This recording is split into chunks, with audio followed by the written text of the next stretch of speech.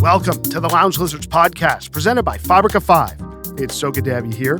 It's a leisure and lifestyle podcast founded on our love of premium cigars, as well as whiskey, travel, food, work, and whatever else we feel like getting into.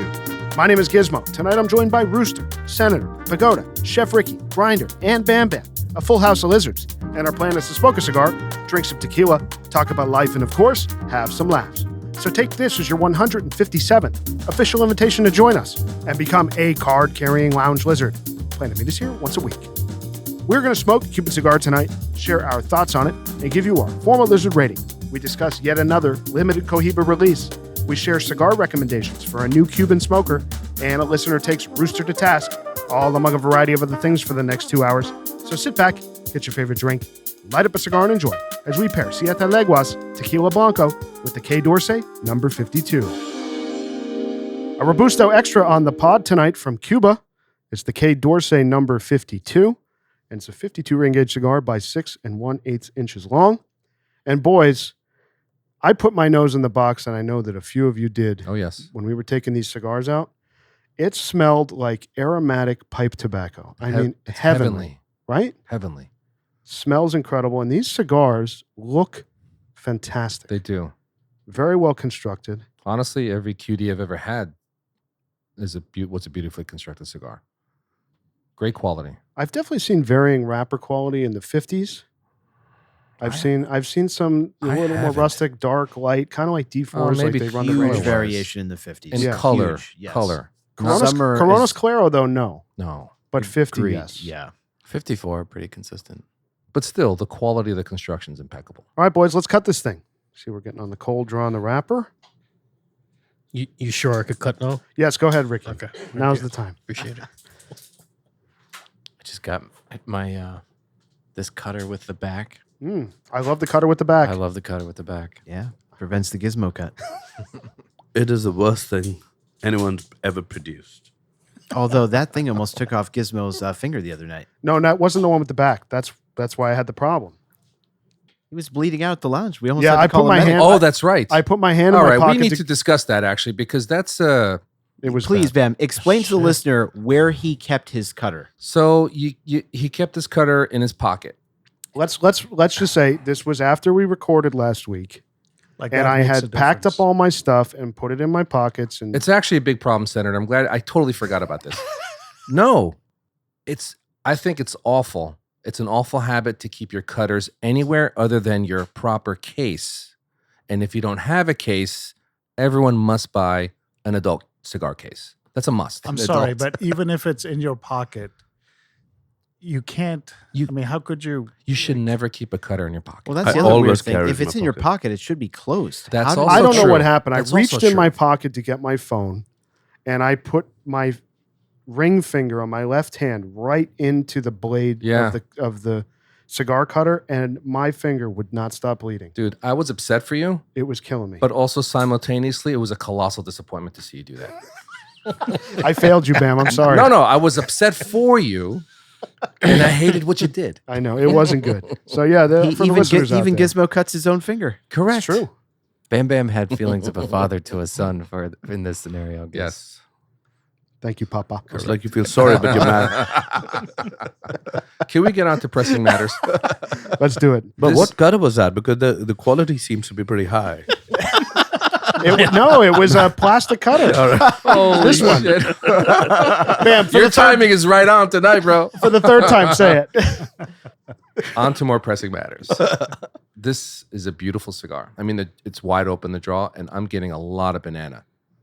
Yeah, the It's- banana's a great call out. I think it's there for me. Little Peel- biscuit. Peeled or unpeeled? Biscuit and banana. Is it green or yellow? Actually, I feel like this is like a ripe banana. This like is- it's oh yeah, mushy, yeah, like a It's like a sugary. yes. it's Like a Caribbean banana or a South American banana? That's a good question. Mushy bananas go in the garbage. Well, you can make banana bread. Or banana bread. Did you ever have that Very banana wasteful, Rooster. banana cream pudding with like Nella wafers? At his oh yeah, house. Magnolia Magnolia. Yes. banana pudding. Oh, Yes. yeah. Good stuff. Rooster, next time you serve me banana pudding, make sure it's warm. Okay. That's just Warm. for the record. That's some of the most overrated banana pudding. No, but I do have to tell you that Bam disappointed me because I ended up getting two banana puddings from Magnolia That's for true. him. And he I didn't was gonna show have up. one. So I ended up eating both of them. Oh, on that the sounds same- terrible. So this is a little bit of a thing. Where were we supposed to meet? Here in the lounge. And you were—that's right. You On picked a up Monday. dessert for both of us. Yes. Yes. Wow. You Something really wanted happened. to. So this is I like was- the second or third time this has happened. He No. he might have seen the blue car and driven away. My tires were spinning. Oh, Pagoda's there. I'm leaving.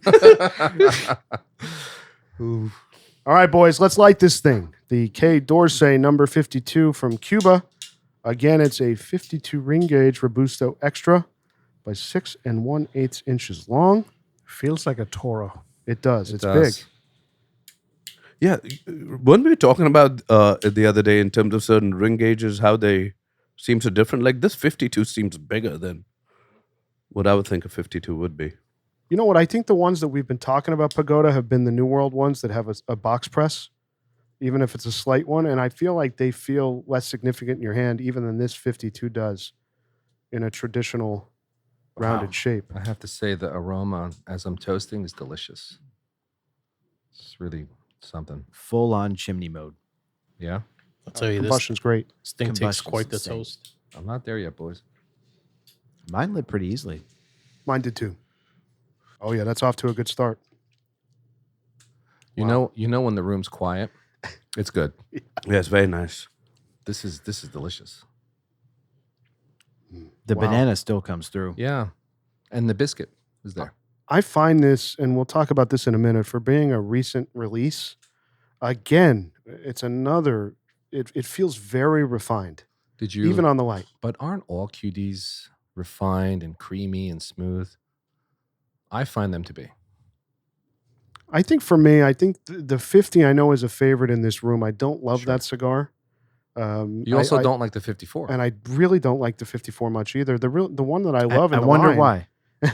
No, It's The flavor ring- the profile. ring That's not the gauge. ring it's a gauge, jawbreaker for him. But I mean, the Coronas Claro is a brilliant cigar. But I Absolutely. think that flavor is divergent from the 50 series, the 50, 52, 54. So we'll see if that's the case tonight. But Wow. This is good. it's good. It's really This is good. a good cigar. I love the 54. I love the 50.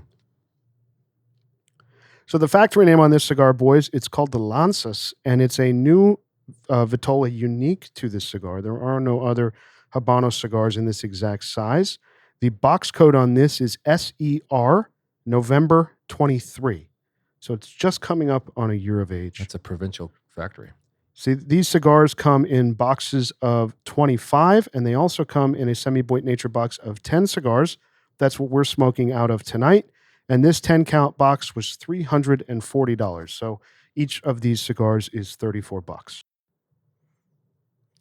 I don't guess- think that's bad for I what you're guess getting here. In line Right? with the Partagas E2. Go ahead, Senator. I see Yeah. something coming I up. was going to say, they can't be a 10 for Bev. I don't know, but it's not a bad price for the Vitola. I mean, this is a substantial cigar. Yeah, the little hammer was about 34 or 36 bucks a stick, and Yeah, you for know, Padron. maybe half the size. Yeah. I mean, size-wise, it's like an E2, right? E2's 54. E2 is 54. This is 52, but the length-wise, It's a little it shorter. feels similar. Yeah. And Isn't the the E2 price, a bit shorter? price No? too, right? No, this is longer than the E2. Yes, that's what I said. This E2 shorter. Than Yes. this, I think so. Yeah, yeah. I think it's 54 by 6 and Okay. something, or even 5 3/4. Mhm. So this cigar was announced in 2021.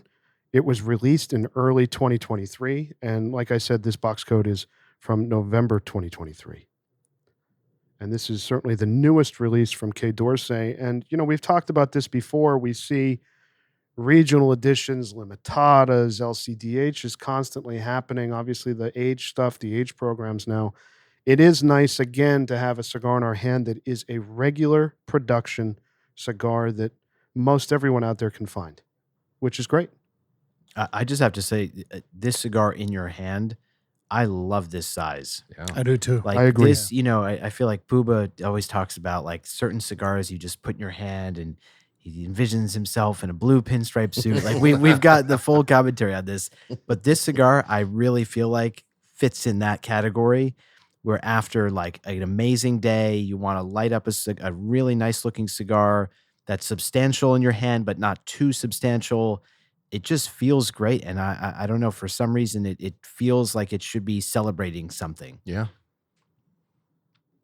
I agree. I mean, and I think the flavor profile as we're getting into the start here is just really complex and interesting.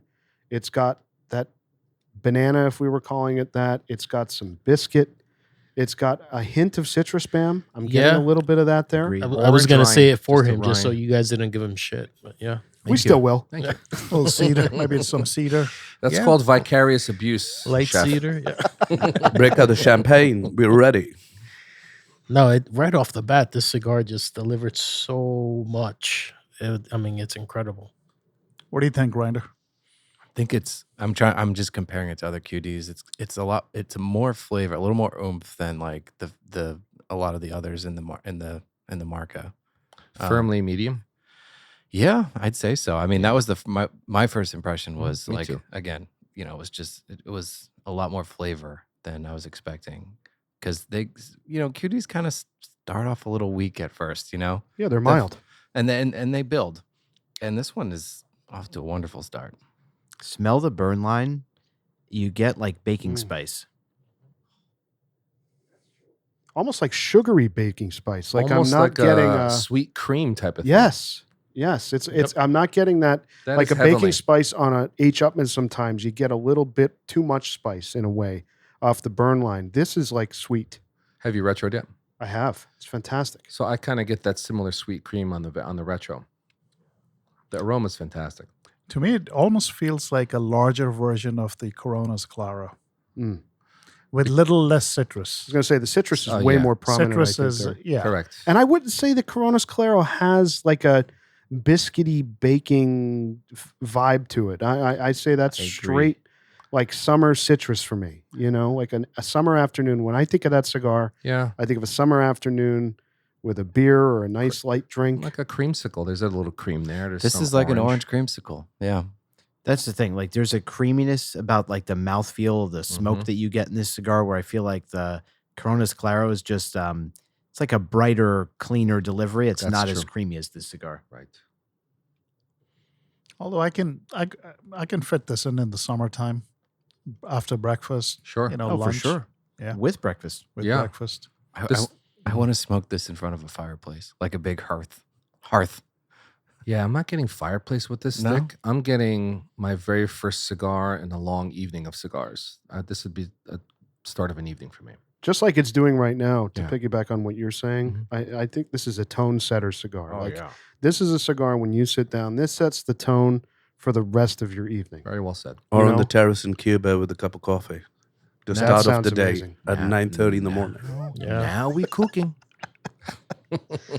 So, boys, as we know, there's not many cigars in regular production in Quai d'Orsay. We'll go through them right now. The Coronas Claro, as we're talking about now, is a Corona, 42 ring gauge by 5 5/8 inches long.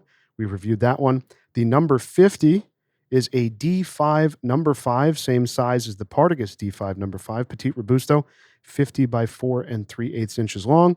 The number 54 is an Edmundo Grueso. It's a Robusto, 54 ring gauge by 5 3/8 inches. And finally, rounding out the line is the Especial d'Orsay, which is a Robusto Extra, 53 ring gauge by 6. That's a 2024 release celebrating the 50th anniversary of Quai d'Orsay. Has a special band with 50 on it, the whole thing. And those have not been released yet. However, there were 5-count boxes, semi-Boit luxury Boit Nature boxes at the Habanos Festival this year for sale, but they have not hit the retail chain yet. Is that an LCDH release? No. The Especial? No, it's just a special release celebrating the 50th anniversary. I don't know if it's going to be limited or not. It looks like a cigar that might be regular rotation, but it's not a limitada. It's not a regional, not an LCDH. Well, that's a anything good like thing. that. Yeah, it has a chance of being good. And that rounds out the regular production line. Out of those three, we've done the Coronas Claro, the QD54, the number 50 on the pod. We'll go through those ratings later. And of course, we have in our hand the number 52. And this, boys, is delicious. Getting it's picking up in flavor and the spice is transforming to like a mulling spice, like clove, like it's very faint though, just on the finish. I find the retrohale to be actually on the sweeter side. Yeah. You guys are doing so great there. There's no need for me anymore. Jeez. You've trained us well. Correct. This is kind of complex. I agree. Super. Yeah. It's got the orange creamsicle. It's got the banana and cookies. It's got Citrus. It It does. It's got baking spices. It commands a little respect regarding the pace of smoke. You don't want to go through it too fast, right? The ring gauge and so on. Yeah, I think it demands you to smoke it Yeah. slowly. Mm-hmm. But I think the draw the flavor is lingering. Like I'm not It's a nice feeling long like I dash. need to rush to the next draw. Like Yeah. it's sticking around. That's a merit. It is. Yeah, absolutely. Yeah. No, I love it. Like when you smoke a Cuban and you get those really pleasant flavors and it just envelopes your mouth and Mhm. stays. It's excellent. So, boys, as we get into the first third here, let's talk about another new release from Habanos. This is the Cohiba Vistosos. Same size as the Esmeralda from Trinidad. Was just announced at the TFWA World Exhibition and Conference in Cannes, France. And it is a cigar designed exclusively for duty-free and travel retail. So it's another special release Cohiba that you know is probably going to be in the triple digits. Only available at duty-free and other sites. Not going to be a regular production cigar that you can find at every store. But again, a beautiful cigar. And for our friend Rooster over here, guess what it has on it? Oh, Has we a know what it pigtail. is. Pigtail. So our friend Rooster's going to run out and buy it. It's exactly the same size as the Trinidad Esmeraldas, which is a cigar we loved on this podcast. So curious how that's going to smoke. Love But, the pigtail. It's going to be a very, very expensive cigar, of course. The Cohiba Vistosos. I just don't understand the addition of a cigar in that dimension, commanding that price in a catalog that most people can't afford. Who's going to buy that cigar? People walking through duty free. Yeah, but it's diminutive. It's five not cigars? People who buy Cohiba. Yeah, but Or most, the ones who buy Opus Dubai. those same people. I will not be buying that Cohiba. Am I wrong? You're Yes, not you are. wrong. Not wrong. You are right now. I mean, here's my question for you guys. Knowing what we feel about the Esmeraldas, that size coming out of Habanos, Crazy. seeing that in a Cohiba, let's say it's $100. Let's just make an assumption it's going to be around that price. Is that something you guys are even remotely interested in trying? Well, I think you know my All answer. jokes aside. No. Well, it's one thing if the cigar is hyped up, but what if the cigar is really amazing? So maybe on a special occasion you might splurge to try it out, but you want to know that it's going to be a home run, that it's going to be really good, it's going to be something really special. Maybe It does have the pigtail. It They've has the already got pigtail. it. The advocate. Hook, line, and sinker. That's what got me going. I mean, if you compare it to the Cohiba 55th, which is another recent release, obviously way more expensive than $100. I think those are going for anywhere between $300 and $500 a cigar. I mean, it's crazy how much they're going for. So that's a smaller cigar, I think, in length, a little bit fatter in dimensions, a 55 ring gauge. But, comparatively, I guess, this is probably going to be about a third of the price of that.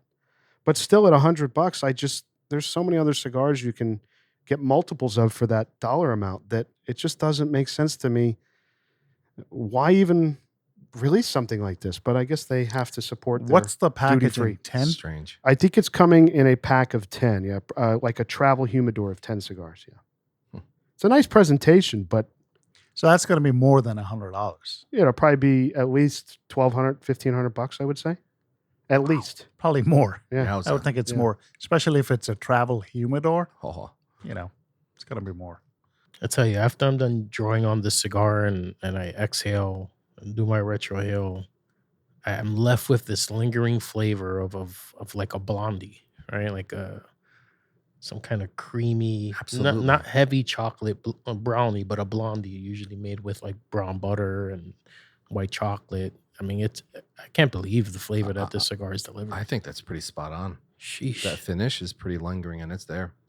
Would you guys say that this cigar is divergent from the 52 and 54 right now? Because Yes. I feel think like it so. is. Yes. Yeah. I feel like, agree. especially the number 50, which I know Senator loves in the morning. I think Grinder likes those, and so do you. I right? love the 50. I think this is closer to a 50 than any other QD. I think that's fair. think. Yeah. It's closer to a 50.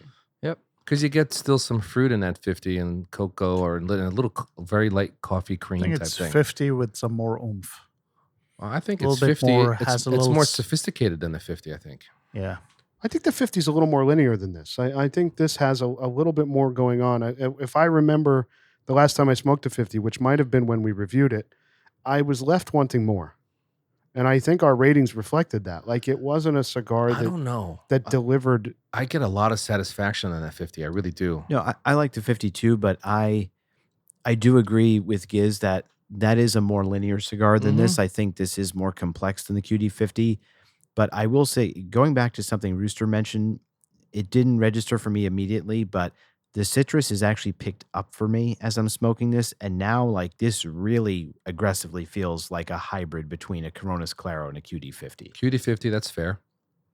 But that's where, like, the QD50 and the QD54, there's nothing about them that remind me of a Coronas Claro. Because That there's is like no an citrus. outlier. No, I agree. that's Yeah. true. Yeah. So, like, to me, this isn't that much like a 50 or a 54 because, like, there's that heavy Coronas Claro citrus influence here. So it's kind of in its own camp to me. It's like this weird hybrid, but I love it. I think the flavor is great. Yeah, it's delicious. The thing I'm loving so far, and we know that this is the test as we get into the last third, but in the first third here, I'm loving that for a cigar that's a recent release, boxed less than a year ago, that I'm not tasting any No, hint of youth. not a drop. Not a drop. You know, sometimes you'll get those rough edges on Habano cigars. You can taste the youth.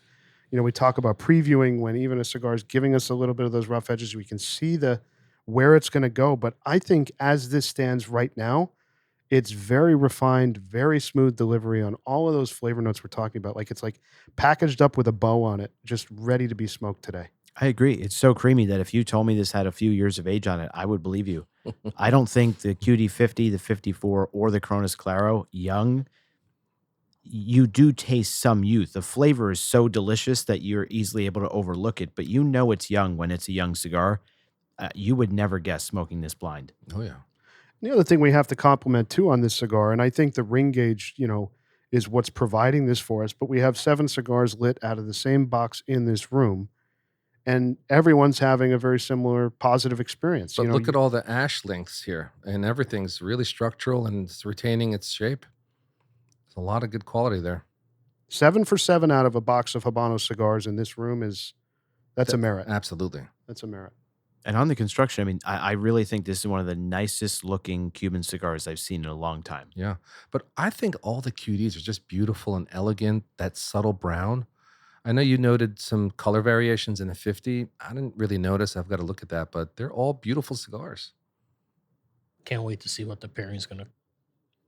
Mhm. Let's talk about our pairing tonight. We're going back to a tequila that we reviewed quite a few episodes ago. We did the sister to this, the Reposado. This is the Siete Leguas in Blanco tonight on the pod. We went with the Blanco, obviously, assuming for a K. Dorsey cigar that it was going to be more mild medium. A lot of flavor here, but I think that's accurate. Yeah. And I'm curious how this is going to pair, boys. Right off the bat, I have some. I mean, I took a swig. Did you guys take a swig, or you just Yeah. Oh, yeah. getting Wow. like berry? You're getting like Yeah. like this light watermelon berry kind of. Yeah. The rind fascinating. of a watermelon I'm getting. Yeah. That's Yeah. that's what I get. Holy The rind. It's just picking it up and holding it, you know, about 8 inches from my nose as I'm about to bring it up to my face to take a swig. Immediately, I know this is going to pair amazingly well with this stick. Yeah. Just because the aroma of the burn line with the aroma coming off the nose here on the tequila, it's This is dangerous. This is like punch. Well, I don't know about Agave punch. It's good though. Anyone getting a bit of a salty, buttery, creamy thing on the front? Yeah, I think it's 1,000%. Yeah. very creamy, this Mhm. Blanco, Yeah. which with this cigar is Yeah. perfect. It is. This is a perfect pairing right now. And that watermelon rind I get on the finish if you let it sit in your mouth for a bit. so Siete Leguas is the perfect combination of minerality, citrus, and just the right amount of fresh fruit to kind of bring it all together. Wet fruit? Wet fruit. Watermelon rind. Do you eat the rind? Well, sometimes you accidentally do, right? I When you do. get a piece of, Correct. Yes. and you just go a little further than the happens. red into the white. I have to say, normally that would be a BS flavor note, but Bam is spot on this. It truly tastes It's like it. there. Oftentimes, you could people pickle watermelon rind and eat that, but yeah. You could also call it cucumber Exactly. tonight. I mean, that's another It's a nice, comparison. clean It's yeah. Yeah.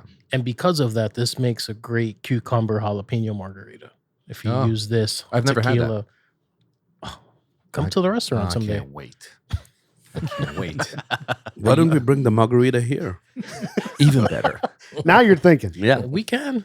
Now we cooking. This is a really great tequila for this cigar. Excellent pairing. Excellent pairing. And we talk about this a lot where, the tequila's got its complexity. It's balanced, it's smooth, it's interesting. Cigar's doing the same. And one isn't pushing the other out of the way. So I feel like we've got a little lucky on that again tonight, especially with a cigar that could have been more mild, I feel, than this is, I also have to say with this Siete Leguas, we did the repo before, We did the right? repo, yep. That was a very good tequila. I remember enjoying it. And I always lean more toward a repo or an añejo. I like what the age in a bourbon barrel does. But I have to say, this Blanco for me is better than the repo. I agree. I'm Yeah. so happy with this. Like I would reach for this any day over that repo, and that was a very good repo we Do had. you think this is the best Blanco you've had? No. Not having had many, I know, but No, but it is definitely in the top 5 for me. this is an excellent Blanco. I'm not a fan of Blanco, but I really do love this. I mean, that Uno Dos Tres Blanco we did. Yeah. Oh, that was absolutely The Uno was ridiculous. great. That Off was the charts. greatest Blanco I've had. That G4 we had at that's right. At the event. Ricky's event at Añejo. Right. That was excellent. But this would be right up there in that top 3, top 5, like right behind those two. 100%. Yeah. For So- me, this is top 5 easy. As a new tequila guy, There you go. I would say the Blancos that you've brought to the pod and we've tasted on the pod have been like to what Senator was saying. I kind of thought that I was an Añejo guy because it was like I was really like the whiskey and I got the sense that the aging brought some smoothness to it. The Blancos we've been tasting have blown my mind. Like Oh, yeah. so creamy, so silky smooth, so much flavor. Not like the negative experiences I had when I was a kid, like much younger, drinking tequila shots. So just to further cement all of your guys' progress, this was Gizmo's pairing.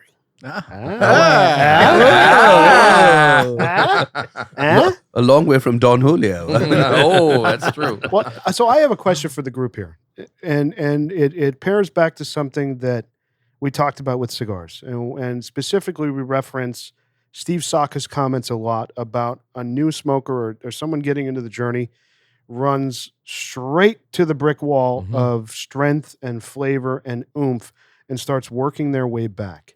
And what I'm wondering for the group here is, are we in the midst of having that same experience with tequila? Meaning we were reaching for agave, we were looking for the barrel influenced flavors, The in power. You're looking the, for power. little Yeah. more oomph, little stand up a little stronger to the cigars we were smoking, New World or Habanos. Are we just backing off now, like in preference? Like I guess really the question I'm asking is, if we drank this Blanco on episode 40, or right around when Ricky came in, we were pretty new to pairing tequila with cigars. Would we have felt this way about this tequila? I would say no. And that's everyone, right? There's reasons why, although I'm against tequilas like Clase Azul, which are loaded with additives, but it's a beautiful bottle and it tastes like Dr. Pepper. Though that's a gateway tequila. That's a tequila that would kind of spark interest, right? It's an expensive gateway. And yeah, no, it is. I mean, there's some others out there, maybe Casa Noble, Rio Azul is another good example. And those are much more in line, maybe $40 to $60 a bottle for a Repo or Añejo, pushing closer to 70. But I think those tequilas serve the purpose of being a gateway where it sparks a little bit of interest. Because I actually think, unlike cigars, I think with cigars, people go like full flavor, full strength on accident because they don't know any better, right? They maybe go for that darker cigar. It looks a little bit more attractive. It's shinier. It looks more complex. But what we're doing is actually the reverse. I think usually aged tequilas don't taste a whole lot like agave. A lot of the ones I bring on or have brought on do, because they're quality tequilas made by quality makers. But we're actually getting closer to, tequila in its original state, because we're enjoying blancos, right? So we're kind of coming back from the wood, and for many, wood softens those notes, those flavors and aromas that people are intimidated by because of the shitty memories they have from college and hangovers and just drinking crappy tequila. And I mean, to this day, I encounter people, oh, I can't do tequila, just the smell of it, whatever. But once you get past that, and that's usually what something super age helps with, you start developing more of a palate for it, an interest, and then you find brands you enjoy and makers you love, and you want to start tasting, what they see the tequila to what they want the end product to be like.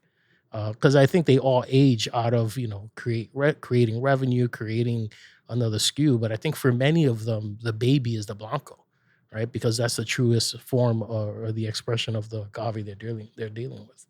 I think it also has to be said that none of us reach for a clear spirit with a cigar on a regular basis. That is absolutely correct. And so there's definitely a bias just in our heads. Visually, like, Yes. we're not programmed to reach for or pursue a clear spirit to pair with a cigar. None of us pair vodka or gin or other clear spirits regularly with cigars. So I do think for a while, until Ricky had educated us more about tequila, I would have sat there and said, why on earth would I ever have a Blanco with a cigar? That just doesn't make sense. I want like a richer, darker spirit to pair with it. So I think that's got to play a role for sure. But also piggybacking on what you're saying, adding another sense to that, you're talking about the eyes. For me, the taste of what I expect of what I'm pairing my cigar with does have that barrel influence to it. There is that component that with Añejo works. It's different than Scotch or bourbon or other things that we drink, but I think that now, obviously, learning what this spirit is, obviously, what Senator just mentioned about what your eyes are going toward. Mm-hmm. I think it's just backing off of what you expect the pairing to be influenced by, or other flavors that are imparted in it from these exterior factors. Yeah. And I also think it's even what you expect the flavor profile to deliver, because what I have found I love, I think I said this on the Uno Dos Tres episode when we reviewed that Blanco, I was stunned by how creamy that was. I don't think any of us associate like a clear spirit with delivering a creamy experience. I think of, clear spirit, I think of vodka. Like that is like a palate cleanser. It's just like super bright, clean. There's nothing creamy about spirits like that.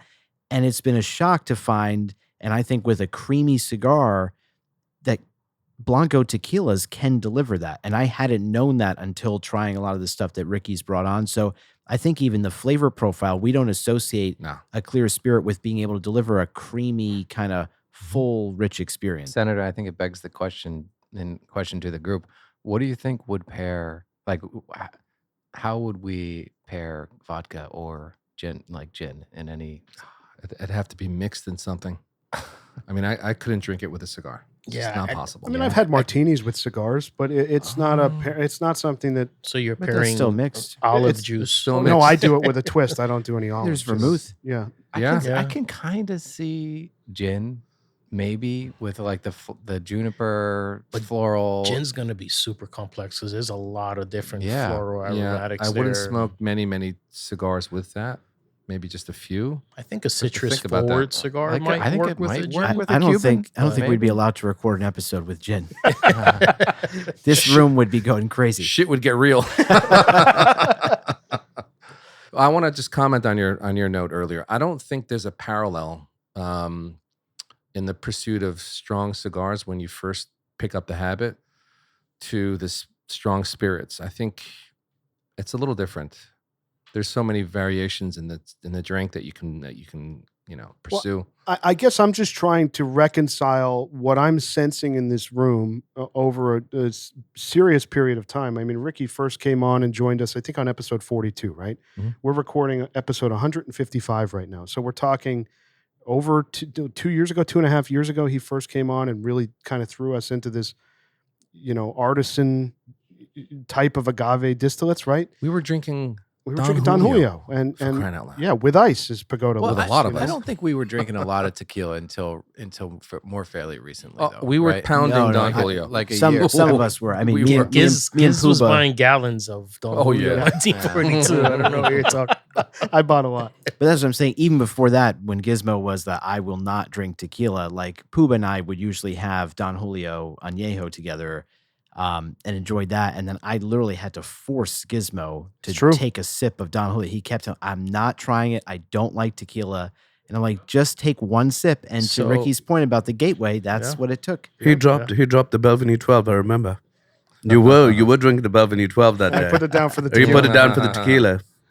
It's just an interesting, for me, it's an interesting observation to see this group, falling in love with great tequilas, right?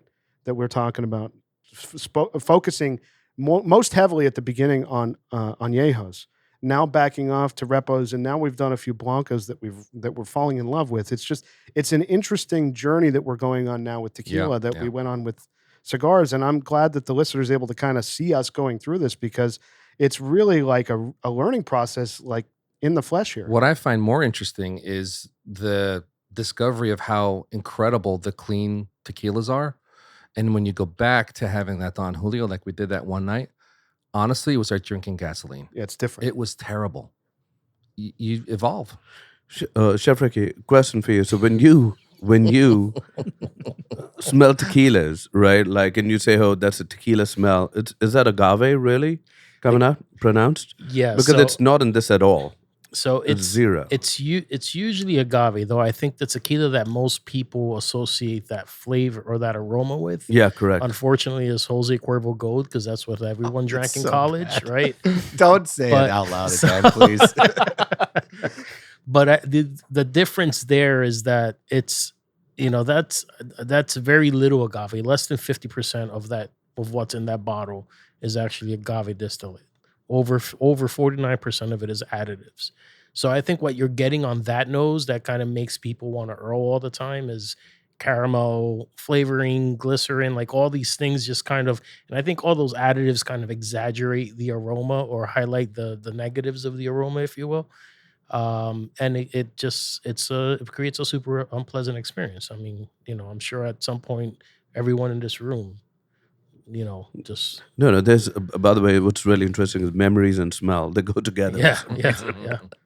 And thank you, Pagoda. I thought you were gonna bring up the night that you guys had me drink Don Julio just for shits and giggles. We have it on video. We do. And you did ask for ice. Well, because it tastes like shit. Like when you guys take a swig of this tequila and then immediately, take a puff of the cigar, what are you getting? Honestly, I'm getting a really strong, pronounced rind and sweetness simultaneously for me. What that consecutive hit is just such a great sequence. It's a perfect marriage, I think, of the creaminess, the floral, the citrus, the fruit. It's all coming together. And I just like how I said it before, but they're not competing for the same, space. They've got their own thing and it's working really well together. What's also super interesting is just kind of blowing the smoke from your cigar into the glass as you bring it up, and those two aromas come together. It's pretty fun. A smoked tequila. I like it. Yeah, we do smoked old fashions at the restaurant. You do, I'll tell you what, uh, guys. Do it. Come on. I'm shaking my head here. Honestly, this Do is you amazing. do a K. Dorsey it's a smoked revelation, guys. tequila at the restaurant? When the embargo gets lifted. Oh, this is very cool. I'm We will. sorry. This is awesome. Look at this. Look how beautiful that looks. look at that. That's kind of cool. Take a little sniff. It looks great. Oh amazing. my It looks great. God, the aroma is amazing. intoxicating. This is It's like butterscotch. I want to make this a candle. Can we make this a candle? Giz? Oh, that's my a good God. idea. We can do A it. car freshener. This is unbelievable. Good idea. It smells like butterscotch It in the does. glass when you It blow does. the smoke in there. I'm gonna start doing this with cocktail. Like, forget getting a proper smoker to make like a smoked cocktail. I'm just gonna blow cigar smoke in my glass. Like it works. I'm not kidding. Hey, barkeep, give me some matches. So Jamie's is the perfect place to do This it, is right? this is the next evolution of the wedding of the cigar, and now we're smoking our tequilas. It's all kind of merging. Telling you, yeah. Listen, don't be surprised if at the next tequila dinner we're using some beautiful cigar in our smoking gun or in He'll our, have So 10 cool. guys in the kitchen with cigars blowing into the food. And there'll be one expensive tequila for sure. And then New York City, regulation. The health regulators inspector will walk telling in you like, what Yeah. the fuck are you doing? you can't Gasp. smoke in here. Gasp. tableside cigar smoke. That's right. We'll tell them we're with Mayor Adams, and they'll be on the payroll. Oh, yeah. You're good, boys. So, boys, we're coming to the end of the first third here on the K Dorsey number 52. What's everybody thinking right now? So much fun. This is such a fun smoke, and bringing it together with the tequila it's a really amazing experience. I mean, this cigar has so much flavor on so many different levels. I was not expecting this. Yeah. Only downside, if there is any, the ash is a little flaky.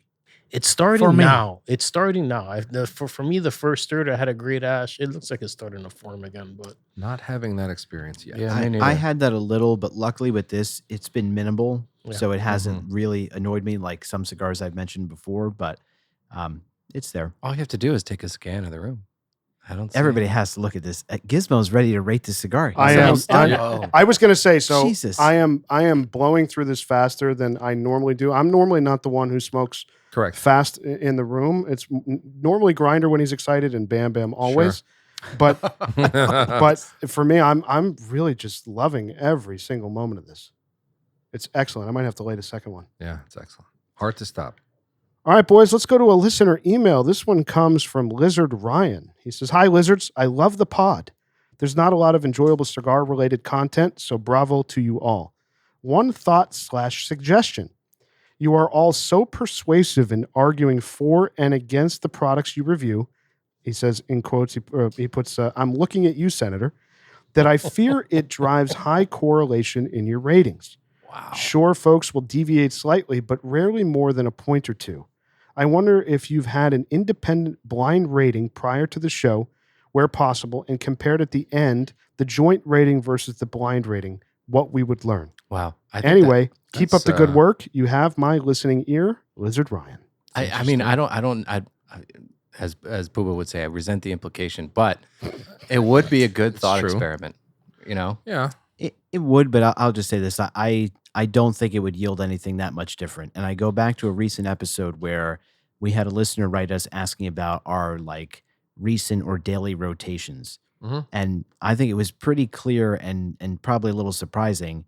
We went around the room and all of us at least named 1, 2, even 3, some of us 4 of the same cigars that we're pulling for and smoking every day. So I think it just shows like we have similar yet different palates. We know a good cigar and a bad cigar. And so I think that's why we don't see wild variations. But I think what's fun and, how we rate with whole numbers is we're very passionate. If one of us feels a cigar is an 8 and the other feels it's a 9, and, that's where our personal preferences Yeah. really come through. Sure. I think if there's one downside to not having a decimal system is that sometimes the rating could get skewed a little bit. In that, We're going to blame Pagoda. there are times that I think a cigar would get a 7.6, but when you're at that level, you have to give it an 8 because a 7 is too low. Calculations All for right. Giz are way too complex when you Ricky's get out. decimals in there. Ricky's out. Here's the thing I'll say generally about this email. It from was nice Lizard knowing Ryan. you guys. As Ricky makes his way out of the room.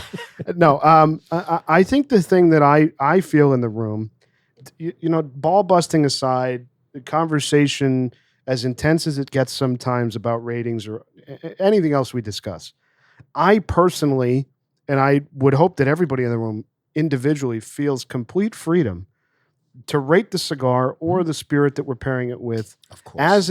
as it's happening in the room. Like, we don't leave here and give each other shit for a rating one way or the other, and we do have, I think it's a little unfair to say that it's only 1 or 2 points, because we have had some Swings. real swings Yeah. in the ratings based on maybe somebody got a worse cigar than someone else, or someone had a great experience and it didn't hit someone else's palate the same way. So I don't, if a cigar is a 3 or a 5 or a 6 or a 10, I have no hesitancy to throw that out there as my rating because I stand by every rating I've ever given on this podcast. Like I don't regret any rating I've ever Yeah, given in as do 100 we. and some odd episodes. So I would you know. also just add, I think most cigars are not that polarizing. Mhm. It's only some cigars that like skew so far in one direction in terms of flavor profile that it's going to alienate people. Either you love that profile or you hate it. Like One I think cigar of certain like peppery cigars. Like some people love a peppery cigar.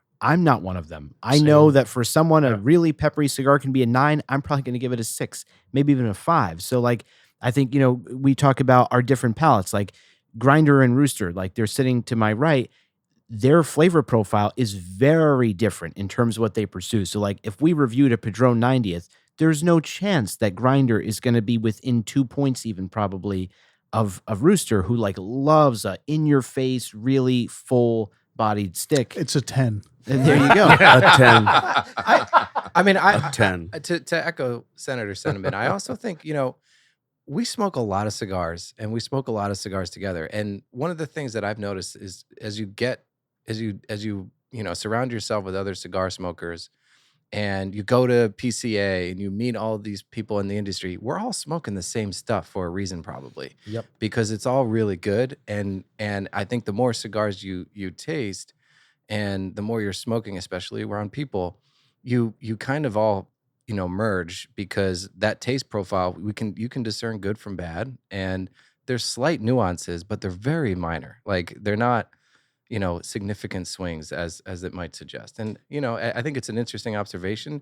It might be a little unfair. Yeah. But I think we also have the benefit that we are smoking together a lot of the times, even during the week. And so what typically I think happens is when we're smoking a cigar and we are discussing the flavor profile, we seek it out, right? And then you begin to enjoy it, right? So from that perspective, if you're listening to the pod while smoking the same cigar, you're more likely to find those flavor notes which are being discussed at an average than you otherwise might, or you might not pay attention to. And so it's really interesting that I think in its own right, the power of suggestion has a way of really also beginning to not only understand but also enjoy cigars in a particular manner. And but if you were to really look at some of us, we are typically within maybe 2 points of all our ratings. So it's varied a few times. I think really the point that Senator and Grinder made, Senator maybe, was that I think the thing that we vary most on is probably strength. Not necessarily, like we all know when we taste a good cigar or when we don't taste a good cigar.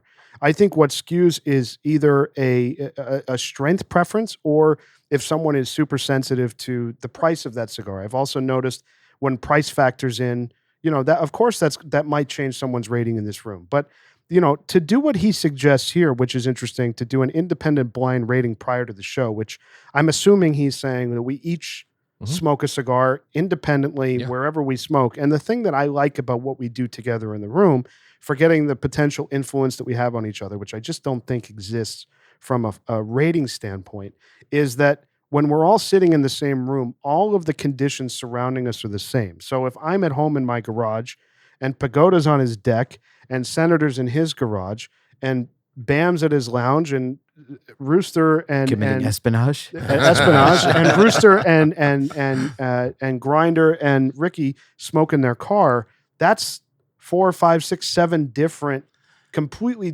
changed ambient situations that you're smoking your cigar in. And so we're smoking the same box Yes. pulled from the same box. That's true. When we meet here as well, right? So that's another qualifier that we should distinguish, is like it's the those are significant factors in the construction of the cigar. If the roller was off or on that day, and how they bundle them, all those things matter. And by the way, let's point out that in a Habanos box of cigars, of 10 cigars, because they're color matched, that might mean that it was rolled by 10 different people. That's right. It's not the same roller. No. It's not the same pair of rollers. It could be 10 different people have rolled these cigars that we have in this box tonight. So, But box code matters for sure. Yeah, it does. Yeah, but I do. Grinder makes a really good point, because I can think of cigars that we've reviewed where I've independently had the cigar and I hated it. And then we did it on the pod and I loved it. And I realized it was just a bad box. I think that's happened to all of us at one time or another. For sure. Yeah. And that's where, like, if it's a good box, like, sure, our ratings aren't going to diverge all that much. But trust me, if, half the room had one from the box that I first had that sucked and half the room didn't, then there'd be a huge variation. But Yeah. I do think that plays a role. Yeah, no, and let's face it, we all spent a lot of time around one another, and even early on when I first met you guys, and I was bringing tequila and mezcals and things around for everyone to try. There's certain, going back to the first tequila pod where I brought 4 different bottles, and one we didn't really touch on, but now years later, you show me a picture of this bottle, right? And I'm like, yeah, I remember when I think when I'm bringing spirits on, I understand your palates, right? And it's not so much that, these guys like sweet things, or you guys like quality, right? And the bottom line is that a quality producer is going to make a quality product, right? There's not a whole lot of tolerance in this group for crap, right? So I'm not going to say, hey guys, let's try the Zeno and tell me what you think, right, Pagoda? Ooh. So Look at the disgruntled face on Rooster.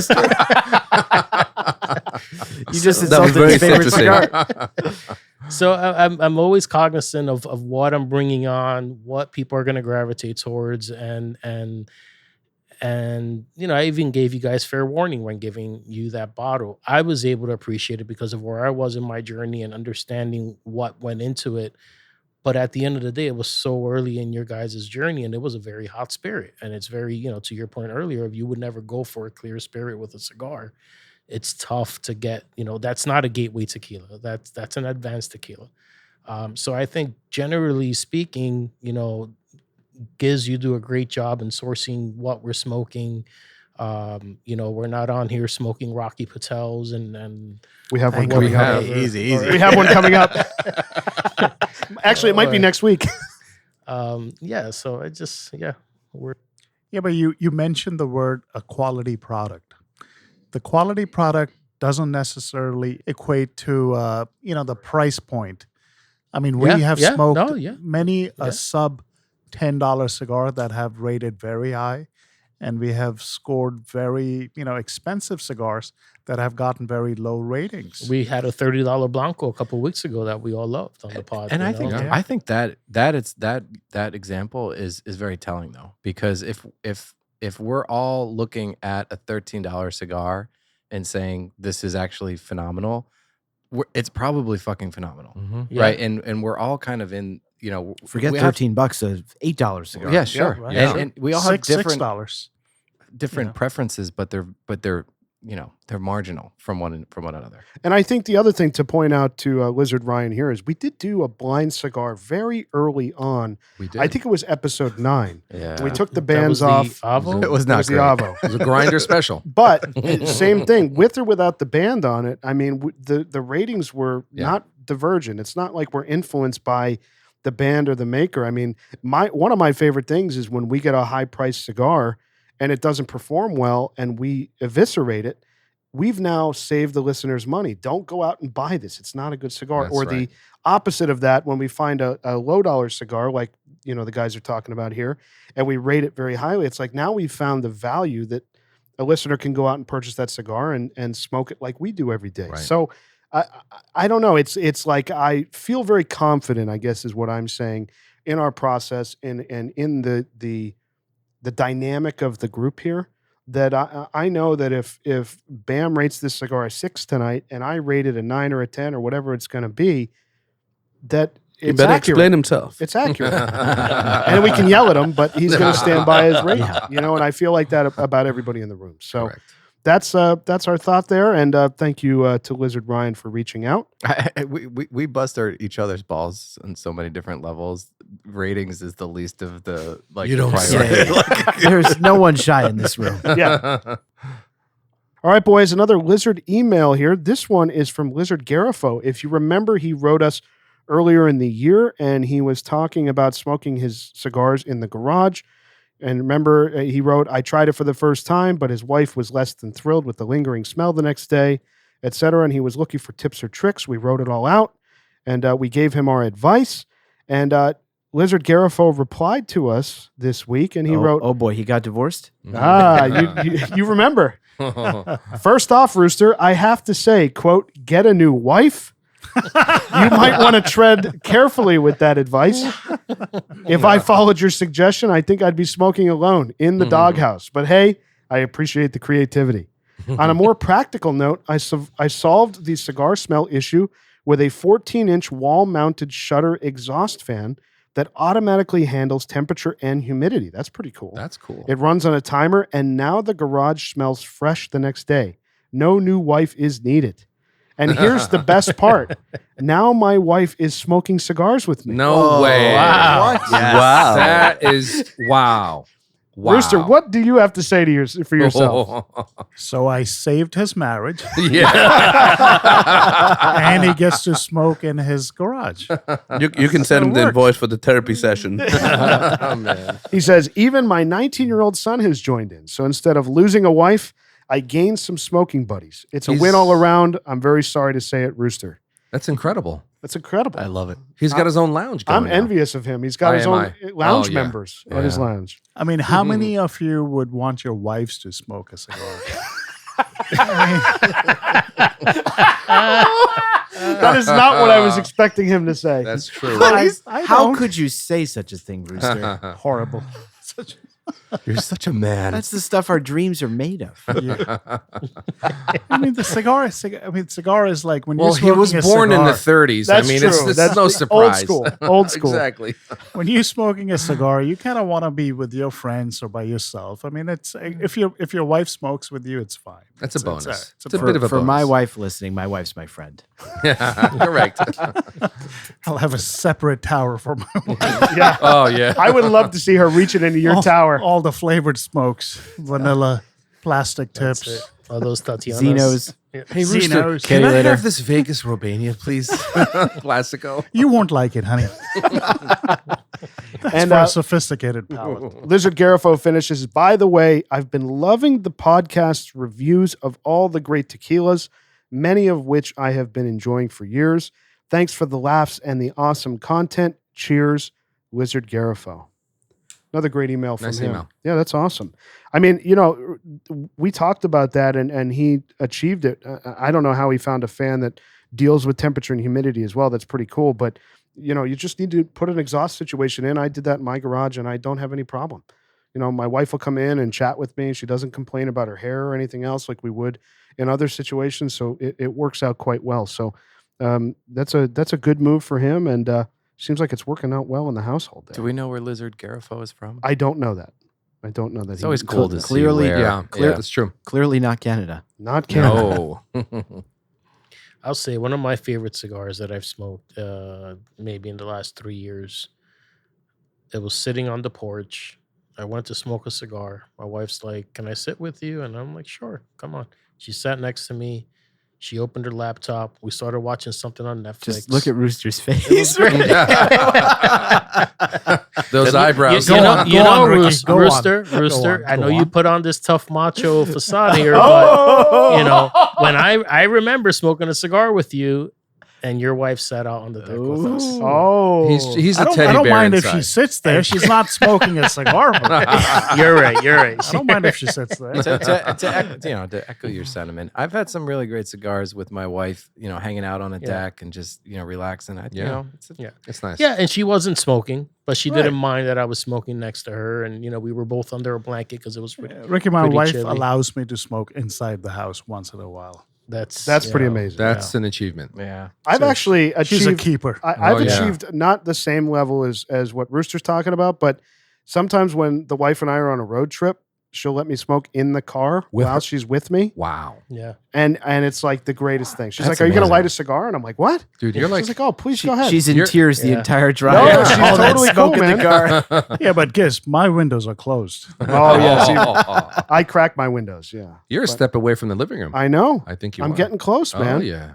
Your living room is the truck. It's the pickup truck. That truck is really something special. The way you got that ventilated, smoking in there, it's really great. Yeah, it's like my heaven on wheels. Yeah. That truck. It's like my mobile lounge. And it doesn't smell. It every time I get it, it never smoke like smoke. I think the thing that makes a difference when you smoke in your car if it's going to linger or not is if you have leather seats or cloth seats. Absolutely. If you have cloth, it's going to permeate and it's going to really take over the car. If you have leather and leather, other details, Yeah, but you're going to be you're totally missing fine. out on the key here. You have that back window I do. that provides the you have the cross vent, and it creates this like tunnel vortex from the side windows to the back, and it's like Sucks it all out. constant circulation. That's Yeah. great. All right, boys, we're coming into the last third here on the K Dorsey number 52. What's everybody thinking? It's gotten better and better, I think. I'm getting a really deep graham cracker, but there's a pungent nature to it, which is really, for me, it's got a savory and sweetness. There is, Yeah. right? There's a weird. It's And like oomphed into But for pungency. me, that savory sweet is what defines the Cuban twang for me. That's how I define it, and I'm getting it in this cigar. It's a good medium-bodied QD, Slightly pungent, right? which Yeah. is unique to that. You don't get that in every Cuban cigar. You don't. No. You sure don't. Right? It's not. It doesn't align with your idea of QD too. Yeah. Is anybody tasting any youth? Because I'm not. No. No. There's No, no I, youth. I'm really like waiting for someone to say, "Hey, I'm getting that kind of youth It thing." kind of has an Shocking. agey. Like It's- there's a little agey. Like Senator said, if you were to tell us that this was a few years old, Sure. I'd believe you. Yep. I mean, You know, at it's 34 really good. bucks a stick, I feel like this is a bargain for what it's delivering and what it's doing. And for the size of it. Yeah, for the size, for the flavor, for I the love- I- body, I love the it. strength. Yeah. Yeah. And this feels like one of those cigars that like you could light this on Thanksgiving or Mm-hmm. Christmas or New Year's or something like. Well, that's what I was saying. It's I like mean, it works. I get like it's very. It's Both very, you and Senator said this feels like a kind of a celebratory cigar, and I think it has to do with the shape and the size. And the flavor. Yeah, and a flavor. I think Yeah. it's pretty spot on. But it's like it's very eclectic. It's got like a Mhm. summery fruity vibe, and then it's That got this too. woody, like Yeah. spicy, kind of like I mentioned before, these like mulling spices that kind of hit you in your palate every. It's crazy. It's wild. This is Thanksgiving dinner in a cigar. I mean, I'm thinking about, you brine a turkey and you use you use citrus, you use some baking spice in there, maybe, Gravy. stuffing, gravy, like. No, I'm You serious. brine it with I'm gravy. serious. I am not serious. and there's like the cranberry sauce with the little Yeah, twang. dude, cranberry citrusy. Yeah, I don't know that gravy's bringing a whole lot, but I mean, I'm just saying, Gravy. when I brine my turkey, I Ben's use gravy, citrus, I use spices, I use a little, whatever. I'm picking up what you're putting down, Yeah, despite just- the peanut gallery on the gravy, the gravy gallery. But I think to the point about the flavor profile, how it kind of shifts and changes, I think it makes this cigar incredibly versatile because the first half, you feel like it's a summer cigar. And then the second half, you feel like it's a fall or winter cigar. So I feel like because it has both, you could light this and enjoy it any time of That's the Yeah. year. true. Yeah. No, there's definitely enough body and strength here to hold up in the wintertime. And yeah. The aroma flavor. from the foot is just like if you let it kind of rise up and just Mhm. I've been really enjoying it as well. I think after having a sip of tequila with the cigar, I know you guys were talking about the watermelon. For me, it was like the orange peel. Sometimes you get the bitterness of the orange peel. I was getting a little bit of that in a very, very. But I think that's a flavor that I kind of recognize and I'm used to. Talking about orange marmalade. Oh yeah, marmalade. Yeah, the bitterness, A the bitter slight. Yeah, marmalade. it's very good. It's excellent. All right, boys, let's go to our final listener email tonight. This one's from Lizard Oscar, and he's going to be our Lizard of the Week. And he writes, "Hey, Lounge Lizards, I'm really enjoying your podcast, and I try to tune in every week on my days off and during the weekends. I've been partaking in the cigar hobby for about a year now, and I know you all have been savoring cigars for much longer than I have. Recently, I've started collecting and appreciating Cuban cigars. I'd love to hear some insights on them. Can you guys recommend some general release Cubans that are not limitadas or regionals and are reasonably priced? I'm also looking for one celebratory smoke Reasonably priced. priced around $50 or less, and another for everyday enjoyment, best value for the money smoke. Wow. Ideally under $20. That's going to be tough. yeah. Your suggestions would be greatly appreciated. So far, I've tried the Juan Lopez No. 2, the Vegas Robena Famosos, and the San Cristobal Principe.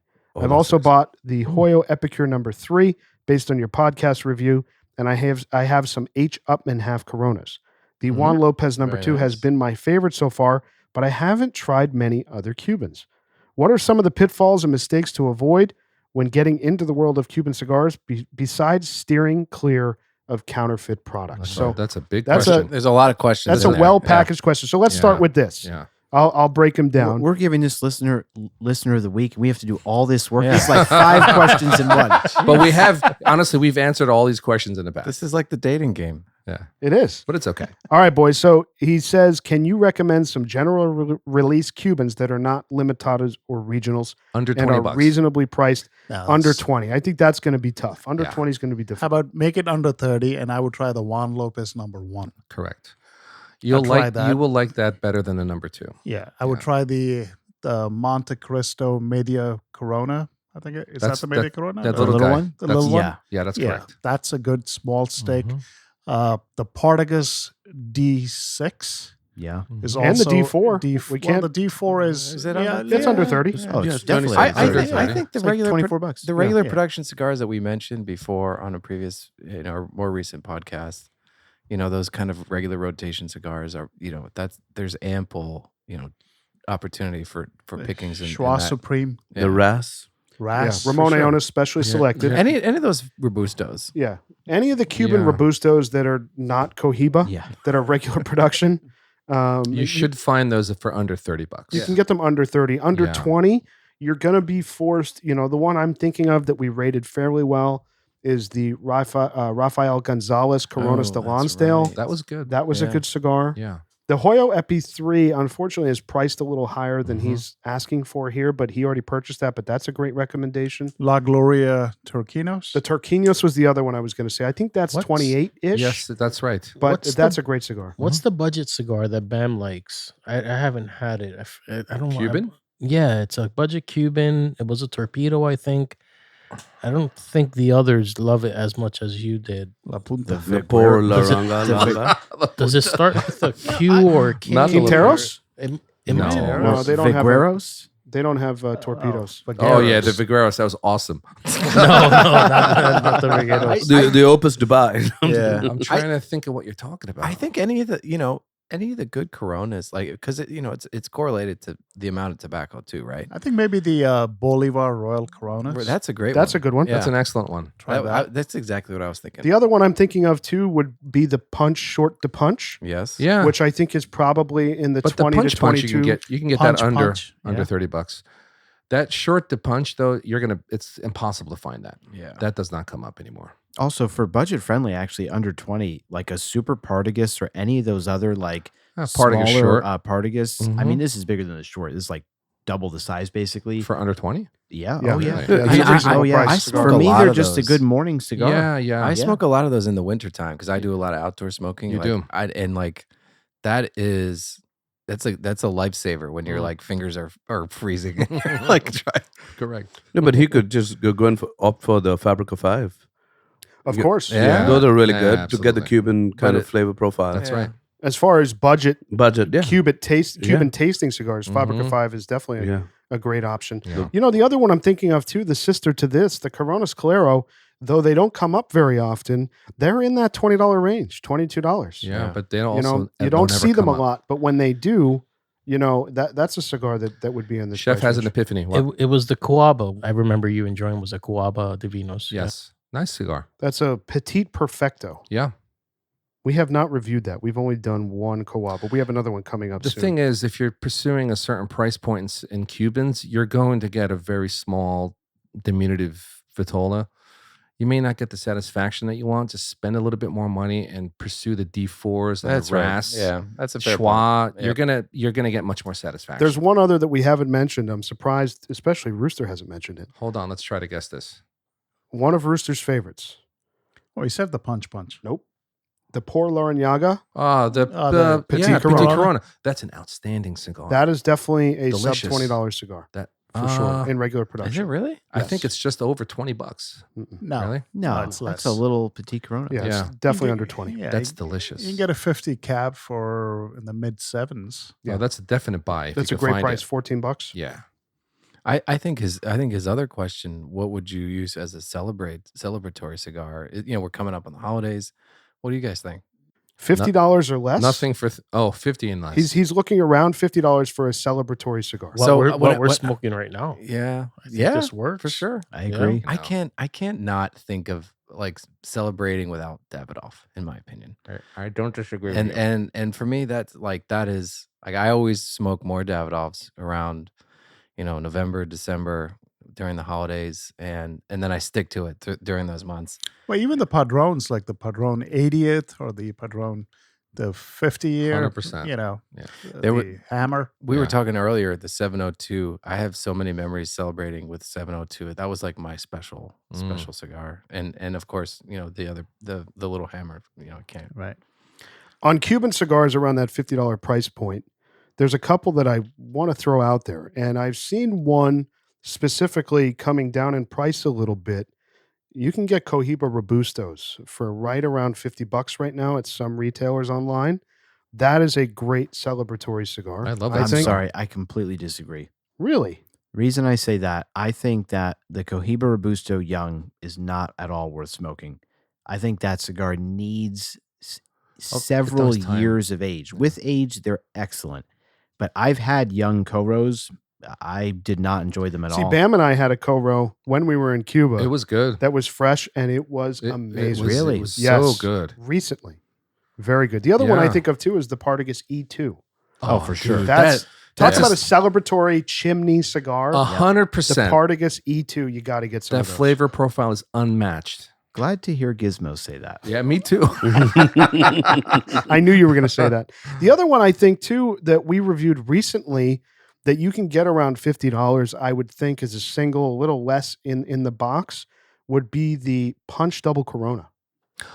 That's a big Oh. cigar. Yeah. a We all nice love that commitment. cigar. Yeah. It's a good cigar. That is when I think of celebrating, having some time around the holidays. Great cigar for the That's a holidays. great How cigar. much is a Belcosos Finos? Belcosos Finos is in the 30s, I Mhm. think. No, low 30s probably. Yeah. No, that Punch Double Corona is a home run. What's a great, I think, any of those like Steve Saka, like blended cigar. I like those Dumbarton cigars. Those are great. Obviously non-Cuban, but Mhm. they're fairly well priced, and you can get them cheap, and The quality is impeccable. the quality is amazing. The other thing too, I'll say to Lizard Oscar here, answering this question of cigars is if we haven't named them, I think the best place to go is look at the ratings guide on our website. Mhm. Go down and look at the Cuban cigars that we've rated, say 8.5 or above, or 8 or above even, and see what we've listed there, and see if you can find them online, because there's a lot there from Habanos that have rated well. A lot haven't, so you can save yourself some money not buying those. But I would try the Partagas Culebra. oh, that's a good one. That's a delicious cigar. Partagas Culebra is a Very good one. affordable. Sometimes you can find them with some age on them, And they're very and, affordable. They would be very good. Yeah. But be careful of your sourcing. Yeah, and he mentioned that. So I want to get into his last question here. What are some of the pitfalls and mistakes to avoid when getting into the world of Cuban cigars besides steering clear of counterfeit products? And I think the one that I would say is make sure you love something before you buy it in significant quantities. Agreed. You don't go out and buy a So- ton of stuff before you make sure that you love it. Yeah, when we started our Cuban journey, we shared boxes, right? So we would purchase a box and share it, or we'd buy singles from certain guys that had them. It's a great way to get in. Yeah. Without a huge financial commitment. And then you learn about them. And also, I mean, paying a little bit more for smaller quantity singles, three packs, 5 packs from some Mhm. retailers. Mhm. You're going to pay a little bit more for those cigars because often shipping is included. But you can, you can get great cigars, at a fair price and not have to buy, 25 of them. Correct. Are there any other perils that you guys have on your minds or things to look out for? Be judicious and just looking at reviews as well. Like I think there's a lot of really bad reviews on the internet of cigars. So when you do the shopping, make sure it's a credible source, and you've kind of aligned your taste with that reviewer's palate before, because a lot of these reviews, they just kind of phone it in. Like they don't give a really thorough kind of understanding of the flavoring and not the flavoring, but the flavor profile. So just be. Yeah. Has this listener said this, or do they understand this? I mean, my big thing would be to like not pursue regionals and limitadas. Yeah, he was saying Okay, yeah. just wanna make he's sure. not focusing Mhm. at all on Standard limitadas production. or Yep. regionals. Yeah, I would just throw in there. First of all, you're incredibly fortunate and lucky to have discovered the pod within your first year of coming into this hobby. Oh, I yeah. don't know that anyone that there's not many that fortunate. Consider yourself lucky. Yeah, for sure. Yeah. We weren't Yeah. fortunate when we started. We Yeah, didn't no, have this. you know, you're gonna save a ton of money. You're gonna learn a whole lot, and there's not a whole lot out there. You know, a lot of times, you know, I see you guys a lot, and I miss you when we're not recording. You know, and I'm just like, man, what the hell else is there to listen to? What else can I read? What else could I listen to further educate myself on what we're doing here? and I downloaded this real shitty audiobook where they hired someone who barely knows how to read the book. Just the way the person was pronouncing words was bothering me, but it was so remedial. Like the stuff he was covering, the brands he was highlighting, it was horrible. I don't even want to say what book it was. I got it. I had like a free credit on Audible and I used it. But aside from being fortunate that you're now, you know, you've discovered this pod now and you're early on in your journey, just make sure that you have the proper conditions to keep those cigars because, as you know, they're not cheap. Yep. This is great advice. You know, Yeah. if you're not storing them well, if you're not keeping them properly humidified, they're just not going to smoke the same. And sometimes it might take some cat litter. Sometimes it might take takes work, something, yeah. you know. Just, I was just telling Senator before the podcast how I need to do some work on my cabinet. Yeah. humidor. A little It less takes- spritzing. It takes some work. You know, if you weren't going to say it, I was going Actually, to say it. actually, I think I would do well for some spritzing because it's the humidity's too low right now. Oh, it's Yeah, dropping. yeah, It Okay. is. It is. I have one big peril. When you find a Cuban cigar that you like, stock up. All right. Yeah. I say that because the prices only go up. I think every single person sitting here at one point, or not one point, many points, Of course. have regretted Oh, yeah. not buying more of things that we like. And then the price just continues to climb and climb. And so it's easy to sit there and say, based on whatever your storage capacity is, well, I don't need 50 of this cigar right now. Yes, you do. Or I don't need 75. These Yes, are you do. cigars. It's like wine. They're not going to go bad anytime soon. You can hold them for years and they're going to get even better. So my biggest advice to someone pursuing Cuban cigars, when you find the things you like, load up Mhm. as much as you can. And I think, you know, tuning into this podcast, kind of combining what Senator has said and Chef Ricky here, you know, you got to really dive into the mechanics of not only buying and finding the cigars, but also storing them and making sure that when you get your stuff in off the truck, don't smoke them. Most of the time they're coming in and they need to come down in humidity. Understand what that process looks like. Rooster doesn't agree. What the hell are you talking about? Well, you're ordering stuff off Bond Roberts Smoke that's 'em. 10 years old. I That's mean, true. you know, you're not ordering they're fresh ready to go. cigars. You know, like when this box of QD52 came in for us on the pod, I got it about 3 months ago. Ah, okay. I immediately put it in my tower to Mm-hmm. start pulling down the humidity, try to put them in a position that they're ready to smoke. You have to do that. If you're smoking these cigars at 70, relative humidity and 70 degrees Fahrenheit, they're not going to smoke as well as New World cigars do in that same exact condition. It's just not how Cuban cigars work. So unlike New World cigars, where you can be a little bit more loosey-goosey on running your humidor, with Cuban cigars, and especially after investing the money that we're talking about here in them, you really need to be on it. You need to be diligent about keeping your collection properly humidified, or you're going to really have trouble. You know? And also do explore New World cigars. I mean, you don't have to stick to just Cuban cigars. Yeah. I mean, there's so many good Yeah. New World cigars that are Yeah. Mhm. under $10 that are phenomenal. I mean, Yeah. look at the reviews on our podcast. Yeah. Yeah. Yeah, this is a great time to stock up on Fabrica 5 stuff, on the Bon Roberts cigars that are just released. I mean, you're going to get a lot of the similar notes without that price point. Warp Maestro del Tempio, excellent yeah. cigar. Yeah.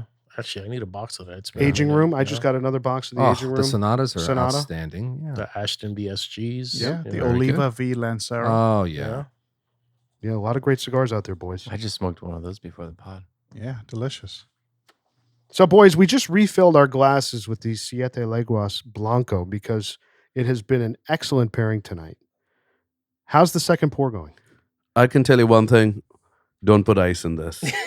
Did you put ice in yours? I just put boy. one cube because it was getting warm out here. I think the AC had shut off or something. It just I was actually like, kicked on. It did. It just and I was like really getting warm and Doesn't said- help that you're sitting on that leather sofa either. So. and I put a cube of ice and oh no, I think it was much better without it.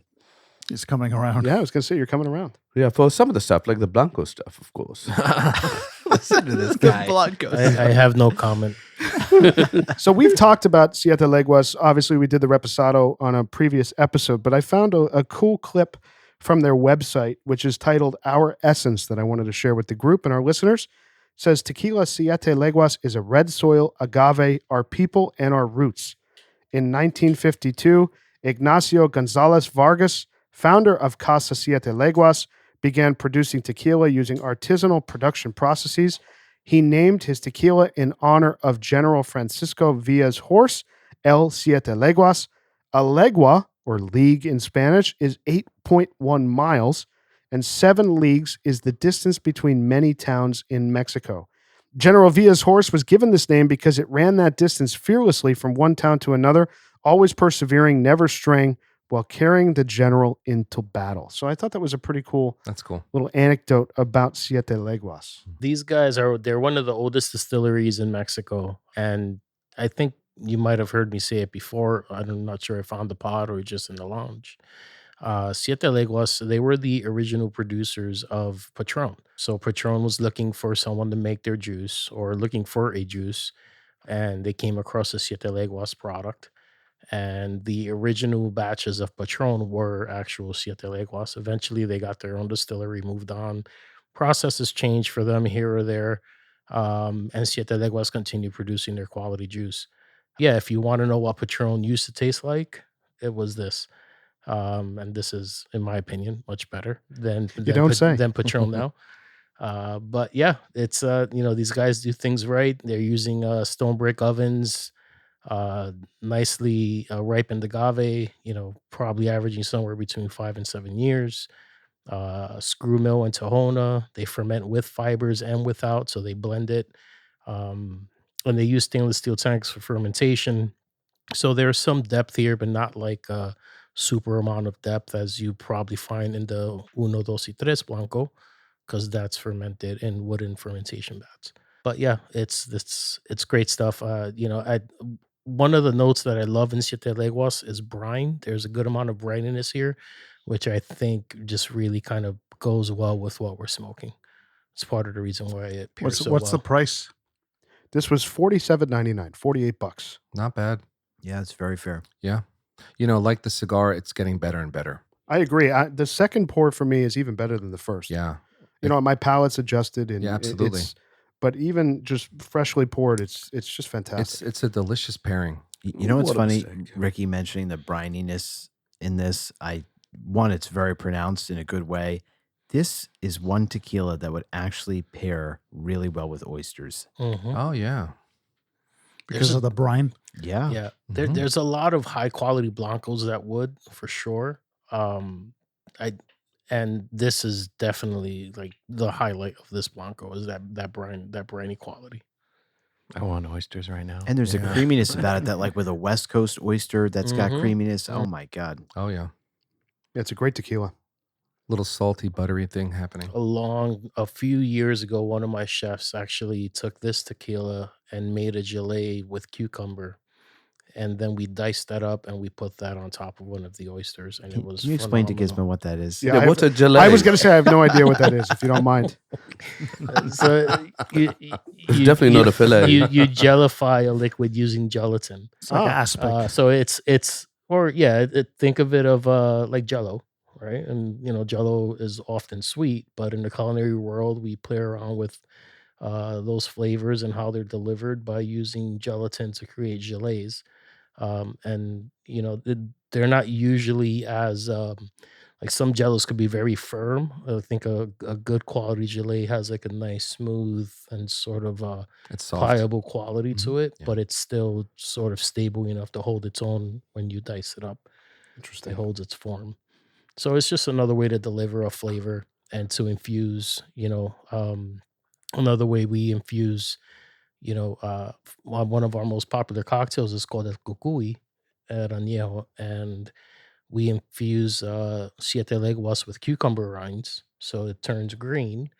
And then, that along with some lime, with some agave, chili salt rim that we make in house. And it's one of the it's a So- super refreshing Cucuy cocktail. Sounds amazing. Anybody who's in the New York, ever stop by Añejo, had some of those cocktails at the tequila tasting. Mhm. What you guys are doing at the bar is amazing. Thank you. Yeah. Yeah, and it's a lot of fun. If you go there enough, you get to know the bartenders and say hello to Raul for us, and he'll take care of you.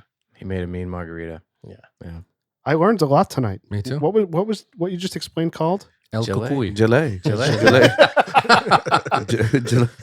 Jalebi. Gelée and kukui. Ever had a jalebi? Yeah, jalebi is great. All right, boys, we're coming to the end of our evening now. It's time to move into the ratings portion of our program. Any final thoughts on the Siete Leguas Blanco and the Quai d'Orsay number 52 before we move in? Don't put ice. I have found that the pairing has been way better than I expected coming in. Yeah, it's a unique pairing. The flavor profile of both the cigar and what we're drinking. It stands alone. This cigar is up there with the Coronas Claro, I think. Oh yeah, I It's agree. really good. At the very end, I'm not going to inch away. There's no bitterness at all. It's gotten beautifully savory with just a hint of sweetness. There was no harshness. Not I at took it all. all the way down. I'm taking this all the way down. It's just I can't wait. Yeah. It was smooth throughout. Outstanding cigar. It smoked a bit faster than I thought it would. I agree with that. Yeah. Yeah, that's a really good point. Yeah. That's Yeah. my only singular complaint. It It- smokes too quick. It did because of the size. You look at that Mhm. and you'd think, okay, maybe there's like this. Is this a 2-hour cigar? Is this an hour 45? Yeah. And it's just not the case. We're I about think it's 90 a minutes in. bit loosely packed, Yeah. Maybe. hence the flaky ash a little bit. Mm. That's probably the only downside. I mean, at least for me, it was a little Yeah. flaky. I haven't gotten any But of the that. last third is actually, the construction has gotten actually better. Mhm. So, which is a merit. Yeah. You're halfway there. It's not your last third. All right, boys, let's move into the formal liquor rating now on the Siete Leguas in Blanco. Bam Bam, you're up.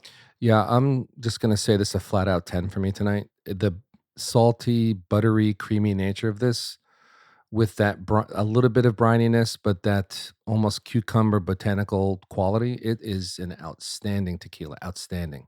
10. So I'm also at a 10. The wild difference between smoking the cigar and getting that flavor profile amplified, elevated, whatever word you want to trendy phrase you want to use there. Mm-hmm. It really made a difference. And after the cigar, I was just drinking it neat, and I didn't have that lingering cigar taste. And it was a little different, but it was just as great. I was very surprised with how sweet it was and smooth, and like I said, it makes me love this category even more. The incredible balance. I think that the minerality was there, but also that balance of sweetness was really something special. It's a 10. All right, Chef Ricky. I'm between a 9 and a 10, and No decimals. I gave I gave the Uno a 10, and I think the Uno just edges this out slightly. Now, again, a 9 isn't a bad score. It's an elite score, Fucking right, great Bam? score. Sure. Yeah, it's a great score. Absolutely. So thank you guys for not making me feel guilty for that. So I'm going to give this a 9. It's an amazing Blanco. It's an excellent Blanco. But I can't give it a 10 because I remember my score for the Uno. And I think the Uno edges this out slightly. It's a little bit creamier. It has some sweeter notes. This one leans a little briny, which isn't a bad thing. But yeah, I think it's a 9, and I think for Blancos to get anything above an 8 on this pod is an amazing thing, and it shows a development in our palate and our patterns. Yeah, it's a 9 for me. All right, Pagoda. It's a 9 for me. I am really impressed with tequilas, and thank you, Chef Ricky, again, for introducing me to these really fantastic tequilas. And in terms of just overall the experience from when I just, the aroma when I smelt it in the beginning, but none of that, what I would call the tequila smell or not, it's completely absent, which is great. And the flavor was great. I think I made a mistake by putting a cube of ice in the second round of pours. Did not, I think I had the Ocho Blanca, which was a little more buttery and creamy, if I remember. And I think I enjoyed that a little more. Otherwise, this, I was debating between a 9 and a 10 throughout. So it's been It's been a fantastic experience for me as well. A 9 for me. So it's a 9 for me. I thought this was a really excellent Blanco. However, it's edged out by the Unos Dos y Tres. The Uno from them is a better Blanco. I think for me, leaning towards a 10 from a 9, it's just because how great the pairing was. I want to lean heavier, but the spirit for what it is and how it stacks up against other tequila I've had, it's not a 10, it's a 9. And that's where I'm at. I can't wait for the rating to end because I have so much to fucking talk about. Ooh. I'm upset. I mean, forget about the ratings. I just want to talk about the concept of rating. Please proceed. I got to use the bathroom. All right, Senator. I'm very disappointed with some of the lizards in this room. This is the first time I am in strong disagreement with Chef Ricky. Guys, he's looking at me the entire time. This is so the Uno Dos Tres, the Blanco, how much is that a bottle roughly? Wasn't it like 60 something? It is more expensive. Mhm. Yeah. It's more expensive than this. I Right. think So maybe it's- 10 to 15 bucks more. Yeah, I think it's 60 something a bottle. This is, what'd you say, 48 bucks? $48. $48. So I think the price point, it's a tremendous value for what it delivers. Yes. I think what's frustrating me is this notion of like, well, if I gave this one Blanco a 10, I can't give another Blanco Oh, a 10. thank you, because that's if where I'm it's- going. If it's not just exactly as satisfying. Now, I agree with that approach when two Blancos are trying to be and do the same thing. I don't think this is trying to do the same thing that Uno Dos Tres All right, Blanco fuck it, is. guys. I'm a 10. Pagoda, tell him. You cannot change the rating. I'm the sergeant of arms over here. Sergeant. He may be an asshole, but he's our asshole. But very seriously, I when I do take that approach, it's when I feel that a spirit is trying to compete for the same shelf space that another is, and then I view them head to head, and I can't give one a 10 if I think the other's inferior. I truly think that these are trying to do different things, and I think for what this is trying to do, this is as good as it gets. The briny notes that I get out of this, I've never sat here, and as much as I agree that Uno Dos Tres for me is as good as a Blanco gets, but when I had that, I didn't say to myself, oh, I would pair that with oysters. This I would. Like that brininess you don't get there. This is trying to be something different. And so for what I think this is trying to do, I think it's a 10. I think it's achieved it. I would definitely buy this. I'm so glad we reviewed it. And I hope in our ratings that we will not be fearful to give two of the same type of spirit, a 9 or a 10 or whatever the rating may be. I resent the implication. Let me just say first, That's also directed at Gizmo. the formal liquor rating tonight on the Siete Leguas in Blanco is a 9.5. That's a great score. That's a great an excellent score. score. But I mean, what are we complaining about? I'm complaining about the fact that we can't get away from rating what we're drinking for the experience that we're having in the room at the moment. I try not to compare anything that I've had in the past. I resent the implication now, try not to only do from that. Senator, but also from Bam Bam, in that It's not you, it's everybody. I try not to go back in the past to compare what I've had and to what I'm drinking now. I'm trying to rate what I'm drinking right now so the listener can get an understanding as to how good it is right in the moment. My point is this. But They can go back in a rating chart and look at it. I think it's easier for you to do that, Ben, because you've recorded 155 episodes. This is maybe number 12 for me, or 14 or something. I'm not. It's not you. So a It's lot not of it, a lot of it is still fresh for me in my memory, in my head, and I've had all these things before. Let there be a day that we do a tequila that I haven't had. That's going to be pretty tough, but He's so elite. But no. But Tequila Insider. No. But Siete Leguas is pretty old school. Like, it's been out on the market for years. It's one of the first tequilas we've ever had. It's a tequila I've been drinking for a long time. It's a tequila I've forgotten about, picked up again maybe 3 or 4 times at this point, 13 years into my tequila journey, my agave journey. So yeah, could it receive a 10? 100%. But I think I've had a lot of different tequilas. I have a lot of different flavor memories.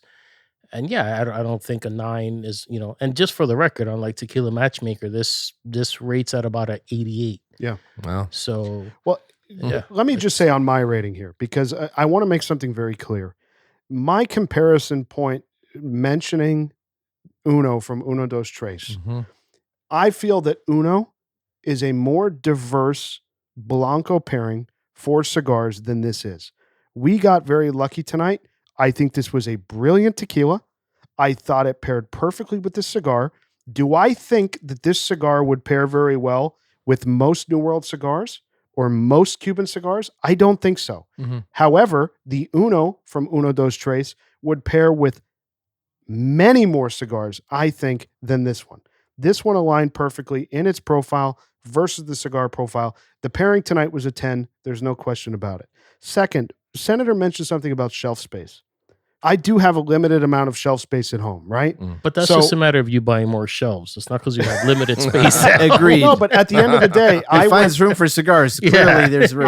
No, that's not the case for me. Just put your liquor in Tupperwares. I went out after that episode that we did the Uno Dos Tres, the 1 and the 3, Uno y Tres.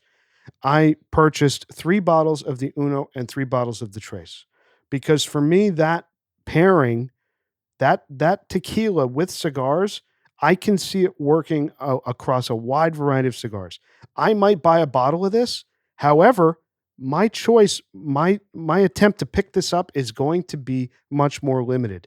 It's not as diverse. It's not as complex. It's not as interesting. And I agree with you that it's doing different things, but it doesn't ring my bell to the point of a 10. And that's why it was a 9 for me. All right. So I'm just going to jump in. I think your first argument was very good, and I'm 100%, with you. And I think that's fair.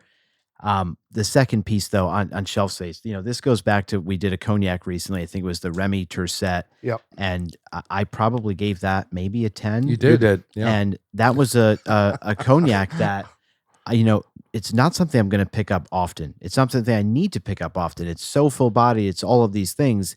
And I hate these comparisons of like, if I'm going to buy this in quantity and have it all the time, it can get a 10. It's not trying to be something that's an everyday drink. It's not trying to be something that you need to consume, by the gallon. And so I just think, like, what I hope we're doing is rating it for what it's trying to be and what it's trying to do. And when I look at it through that lens, I always say to myself, like, have they achieved it? And if they have, just how well did they do it? And so, like, I'm in agreement with you. Why I said your first argument resonated with me. Sure. The Uno Dos Tres, like, yes, I 100% agree with Giz. It's way more versatile.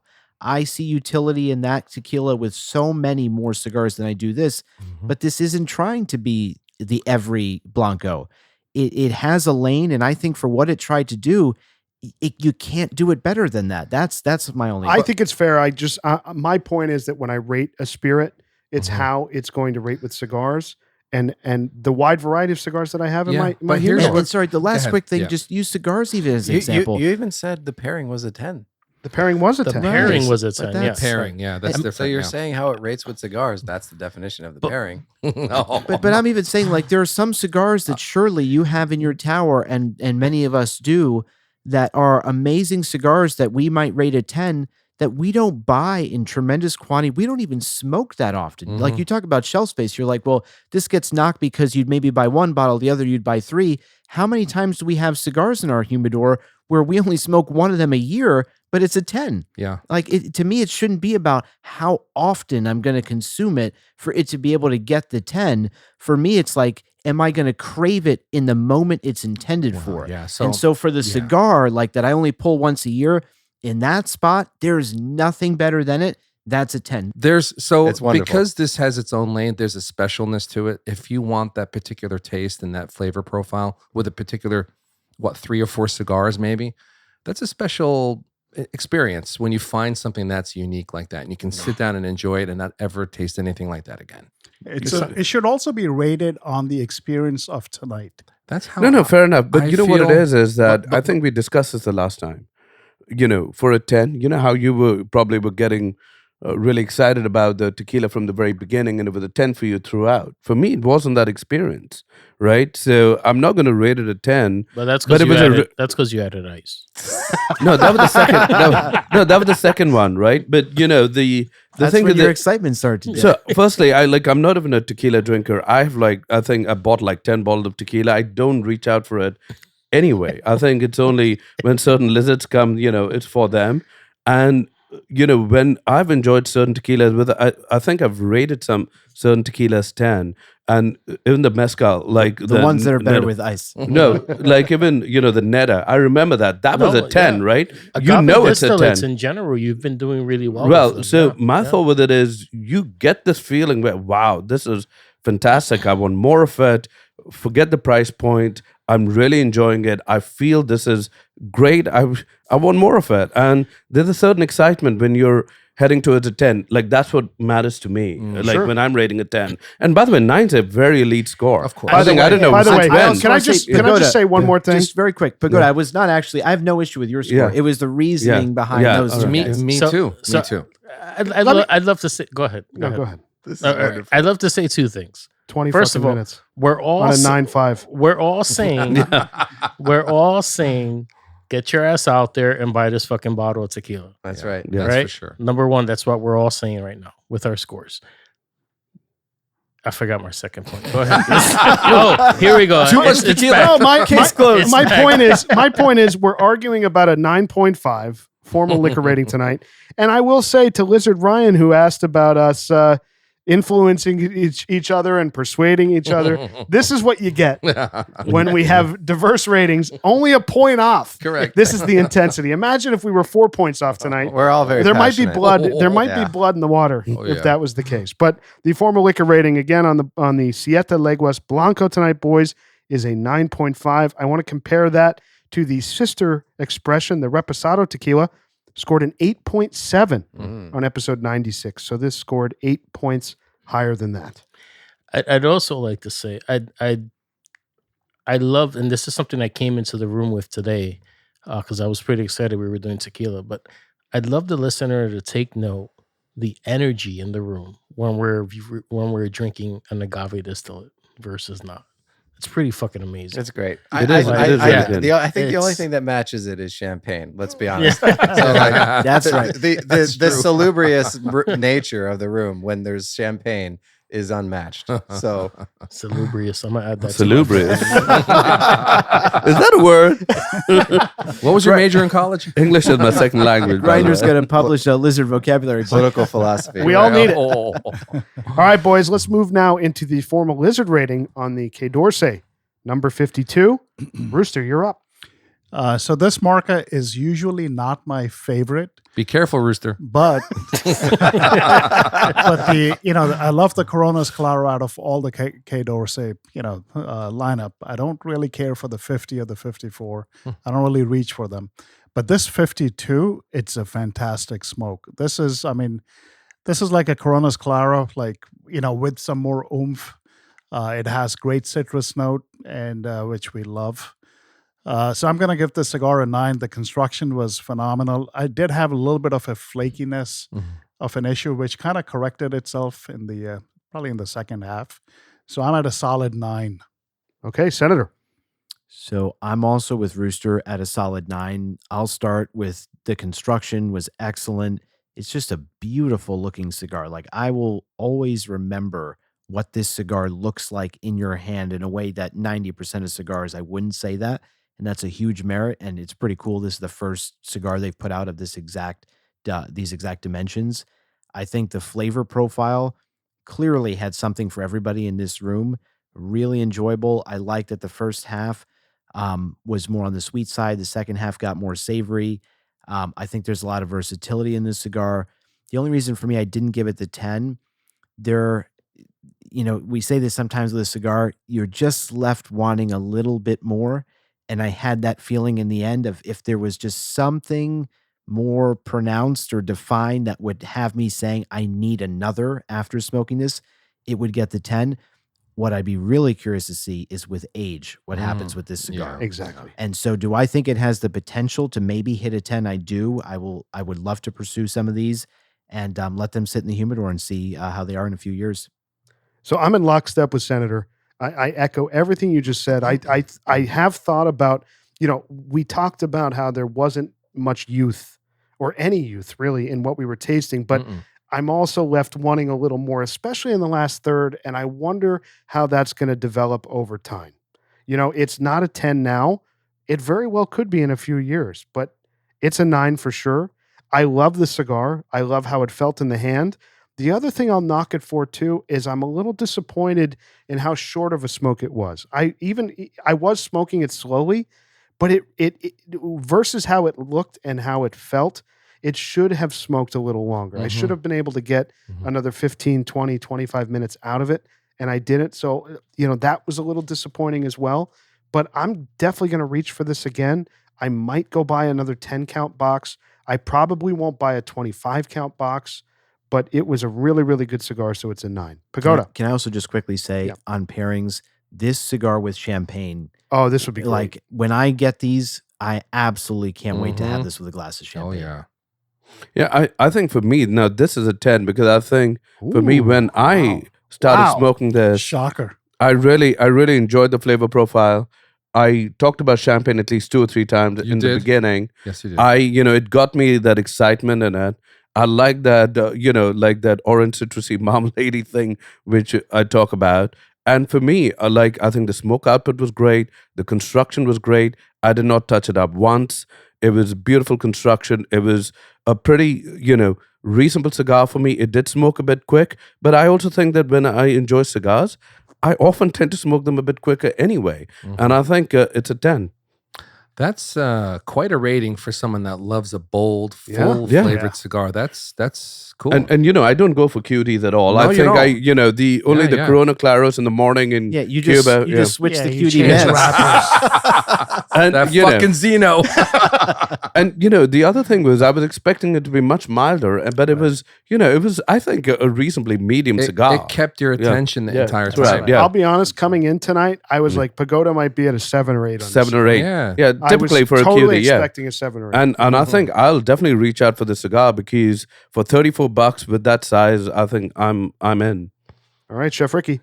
Jesus, the anxiety that builds being the last one to rate the cigar. You're not the last You're one. not the Oh, last I'm one. There's 2 more guys. It fucking feels like it. It's just the anxiety building. Vamos, chef. Try going first next time. That's pressure. That is pressure, actually. Oh, yeah. Yeah. First of all, what the fuck is wrong with you guys? This cigar, right? So maybe this goes back to my original point about experience, right? So where you're willing to give the Blanco a 10 and I give it a 9, right? It's all about like how much of this stuff have we all drank. I definitely don't have the history with Cuban cigars that you guys all have. But I have my fair amount of history with a Corona Claro. I think this cigar edges that out in every way. Wow. It delivers a lot more flavor, a lot more depth. It's a lot more for me of an interesting cigar. It pairs well with oysters. I could see it pairing well with caviar. I could see it pairing well with a Blanco tequila, with a Repo tequila. Ricky, stop going after my heart. Stop trying to win him over. I just want you to know what it feels like. But no, this was an amazing cigar for me. It's a 10. I touched it up once, but it was a little quick hiss with the flame. The ash got a little flaky for a little bit there. but not. It didn't. It rebuilt itself. It delivered from the very beginning, from the initial light. The amount of there was strength there, but it was delivered so elegantly and so well done that I loved the cigar. I loved the way it felt in my hand, and I think we all got 90 minutes or close to it. So it's not like this thing smoked in half hour or 45 minutes. That's also true. We're really enjoying each other's company, so we're probably going to put out a 2-hour pod tonight. But that cigar lasted a good amount of the pod, and for me, it's a 10. It was a great cigar. It had amazing flavor. Any time of day, any time of night, wherever you put it into your rotation, I think it fits. And it delivers a whole lot. And I think on the Cuban front, from my experience with Cubans, the Maduro number 3 aside or Maduro number 1 aside, it delivered a lot of strength, a lot of flavor, a lot of complexity, in a very refined and elegant manner. For a Cuban cigar, right? And I think the finish was long. It was a bit creamy. And it enveloped your mouth with a very pleasant flavor, like for me as well. Yeah, I think, But you're not comparing it to Maduro 1, though. No, I'm not. I'm not. But I gave that cigar. Well, that would be a fucking problem. You're in Senator's good graces and Bam Bam's bad graces. He just corrected himself. In or one rating. clarified, I should say. I gave the Maduro 3 10. Yeah. Right. Yeah. On this pod, the Maduro 1 I wasn't here for, but you gave me one, and that was just as good. Got it. So yeah, this delivered a lot. Especially with my experience with QDs. Again, they always run mild for me. They're not as complex. They deliver a delicious flavor, but this was just miles beyond whatever I expected. Awesome. Grinder. It's a 10. It's Wow. a 10. It's a, there you go.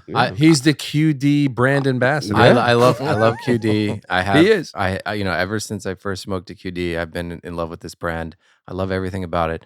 I think the fascinating thing for me in this cigar is it had the orange creamsicle, it had the baking spice, it had the banana cream pie, it had all those different flavors, and then it gradually beefed up the volume, and it never got harsh. It was super smooth. It stuck to what that this mark is known for, and it was delicious. And obviously, I'm going to give it a 10. So cool. All right, Bam Bam.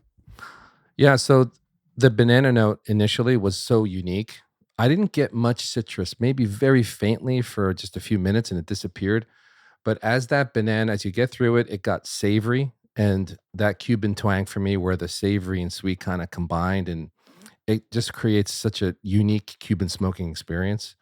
I'm at a 10. Again, for a cigar that's a year old, that smokes like an aged cigar. And yeah, it does leave you wanting more, but in this case, I feel that's kind of a merit for where I would put it in my rotation. It's going to start my cigar session for a night. I finished that cigar. It sets the table. I'm ready for another cigar, probably a Cuban. I think it's a 10. There's a lot to be said about getting off to a good start. Yeah, and if it leaves you wanting more, that's sometimes a demerit. I agree with a lot of what was said about that, but when it does finish the way it does, that for this cigar, it's a merit. Remember what it was so delicious. Remember what Steve Saka said about the merit of a great cigar. It makes you want to ask, do I have another one with me so I can have a second? That's a great point. So that's a fair point. Great point. This might be the highest rated fresh cigar. Dude, it's a year old. Damn well could be. For it to perform the way it did, it's incredible. Yeah. So boys, the formal lizard rating tonight on the Quai d'Orsay number 52 is a 9.6. Wow. It's definitely the highest rated. Yeah. It does new feel cigar. like it's punching above its rating right now, but it's still, I think it's well deserved. Both the Turquinos and the Rafael Gonzalez Coronas de Lonsdales were in the 8s. This at a 9.6 absolutely is the best new cigar from Habanos in regular production that we have smoked on this podcast. And let's compare that to the other Quai d'Orsays we've done on the pod. We'll go backwards. On episode 90, we did the Quai d'Orsay number 50, scored an 8.2. On episode 50, that's low. The Quai d'Orsay number 54 scored a 7.8. And finally, on episode 30, all of those, by the way, are even numbers. It's weird. 90, 50, 30, and 155 tonight. The Quai d'Orsay Coronas Claro on episode 30 scored a 9.4. So this did edge the Coronas Claro. Wow. What do you Wow. guys think about that? This edging out the Coronas Claro. Interesting. You think that's accurate? Yes. I do. yeah. Yeah. I think just the size of the cigar and how elegant it feels in your hand, Mm-hmm. and it's a longer smoke. Coronas Claro kind of, after you're done, you kind of want it, like you wished it was a bigger Yeah, cigar. it's diminutive. But It's if a it bigger wasn't a cigar. good cigar, the size and the length wouldn't matter, right? You want to But get rid of it. The Coronas But it was an Claro, enjoyable cigar. Senator through. said it earlier. This one leaves you wanting more. If you have that one Coronas Claro, it's so satisfying. If you have it in the morning and afternoon, you could be done. It's so Yeah, satisfying. I mean, I feel like there's a time and a place for a Coronas Claro. It's not a winter cigar. It's a more of a summer cigar, afternoon smoke. You think this is a winter This cigar? is more versatile. This is more This diverse. is more Yeah. diverse. Yeah. This You you The can can second send half it of every savor, you Okay. can have this any time of year. Yeah. I completely agree with Rooster. That's a cigar I only pull for at certain times of the year. Yes. Okay, that's fair. And I also think with that cigar, like there's not a creaminess about it. There's not like as refined a character about Mm. that cigar. Like it's a pretty simple, straightforward delivery of some really great flavors that we like. And this, I think, is just like a much more elevated way of delivering a lot of flavors we like. So, Ricky, what do you think about the rating system now? I'm just saying. What did you call it? The Grand Marshal? What are you? Sergeant Sergeant at Arms. He's the sergeant at arms. It always works out. It always works It out. does. And, we could sit here and argue a 9 over a 10 all day. Obviously, there's different things that work into that, whether it's our experience, whether it's our palate for the night, whether it's the pairing and how we're receiving it, whether it's price point. But I think at $34, that cigar delivered a whole lot. I think at, $38 to $42, this Blanco delivers a whole lot. It was a quality pairing. It was a fantastic night. I kind of wish Puba was here tonight, Yeah. because I think Pu- Puba he would would've give loved this it. a very high cigar, and he would have loved the pairing. Pairing, Oh, yeah. yeah. And he loved the I would tequila have loved, too. would have loved this. Yeah. Let's re-record another one with Puba. Yes. I'm I'll ready smoke for it. that. I'll order another box. Please. We'll do it without the band this time. Ah, perfect. All right, boys, a great night tonight. Let's go through our ratings one more time. The Siete Leguas Tequila Blanco scored a 9.5. The Quai d'Orsay, number 52, scored a 9.6. We want to congratulate Lizard Oscar for winning Lizard of the Week. Any lizard out there, any listener can win Lizard of the Week. All you have to do is send us a great email, voice memo, Instagram comment, YouTube comment, whatever you choose. You can send us a carrier pigeon to Ricky's restaurant, and we will choose you if you send us a great email. Someone's going to win every week. You're going to win some stuff from us. Of course, thanks to our sponsor, Fabrica 5. And boys, this was a great night. Yeah. A great night really and a great was. pairing. Delicious, delicious evening. I think we got very lucky, not only in how the cigar performed at its youth, but also how the pairing went with the tequila. It was really, really good. And we'll see everybody next week. Hope you enjoyed this episode. Thanks for joining us. You can find our merch store and ratings archive at our brand new website, loungelizardspod.com. That's loungelizardspod.com. Don't forget to leave us a rating and subscribe on your favorite podcast platform. If you have any comments, questions, if you want to reach out, say hello, tell us what you're smoking, email us, hello@loungelizardspod.com. You can also find us on Instagram @loungelizardspod. We really appreciate your time, and we'll see you next week.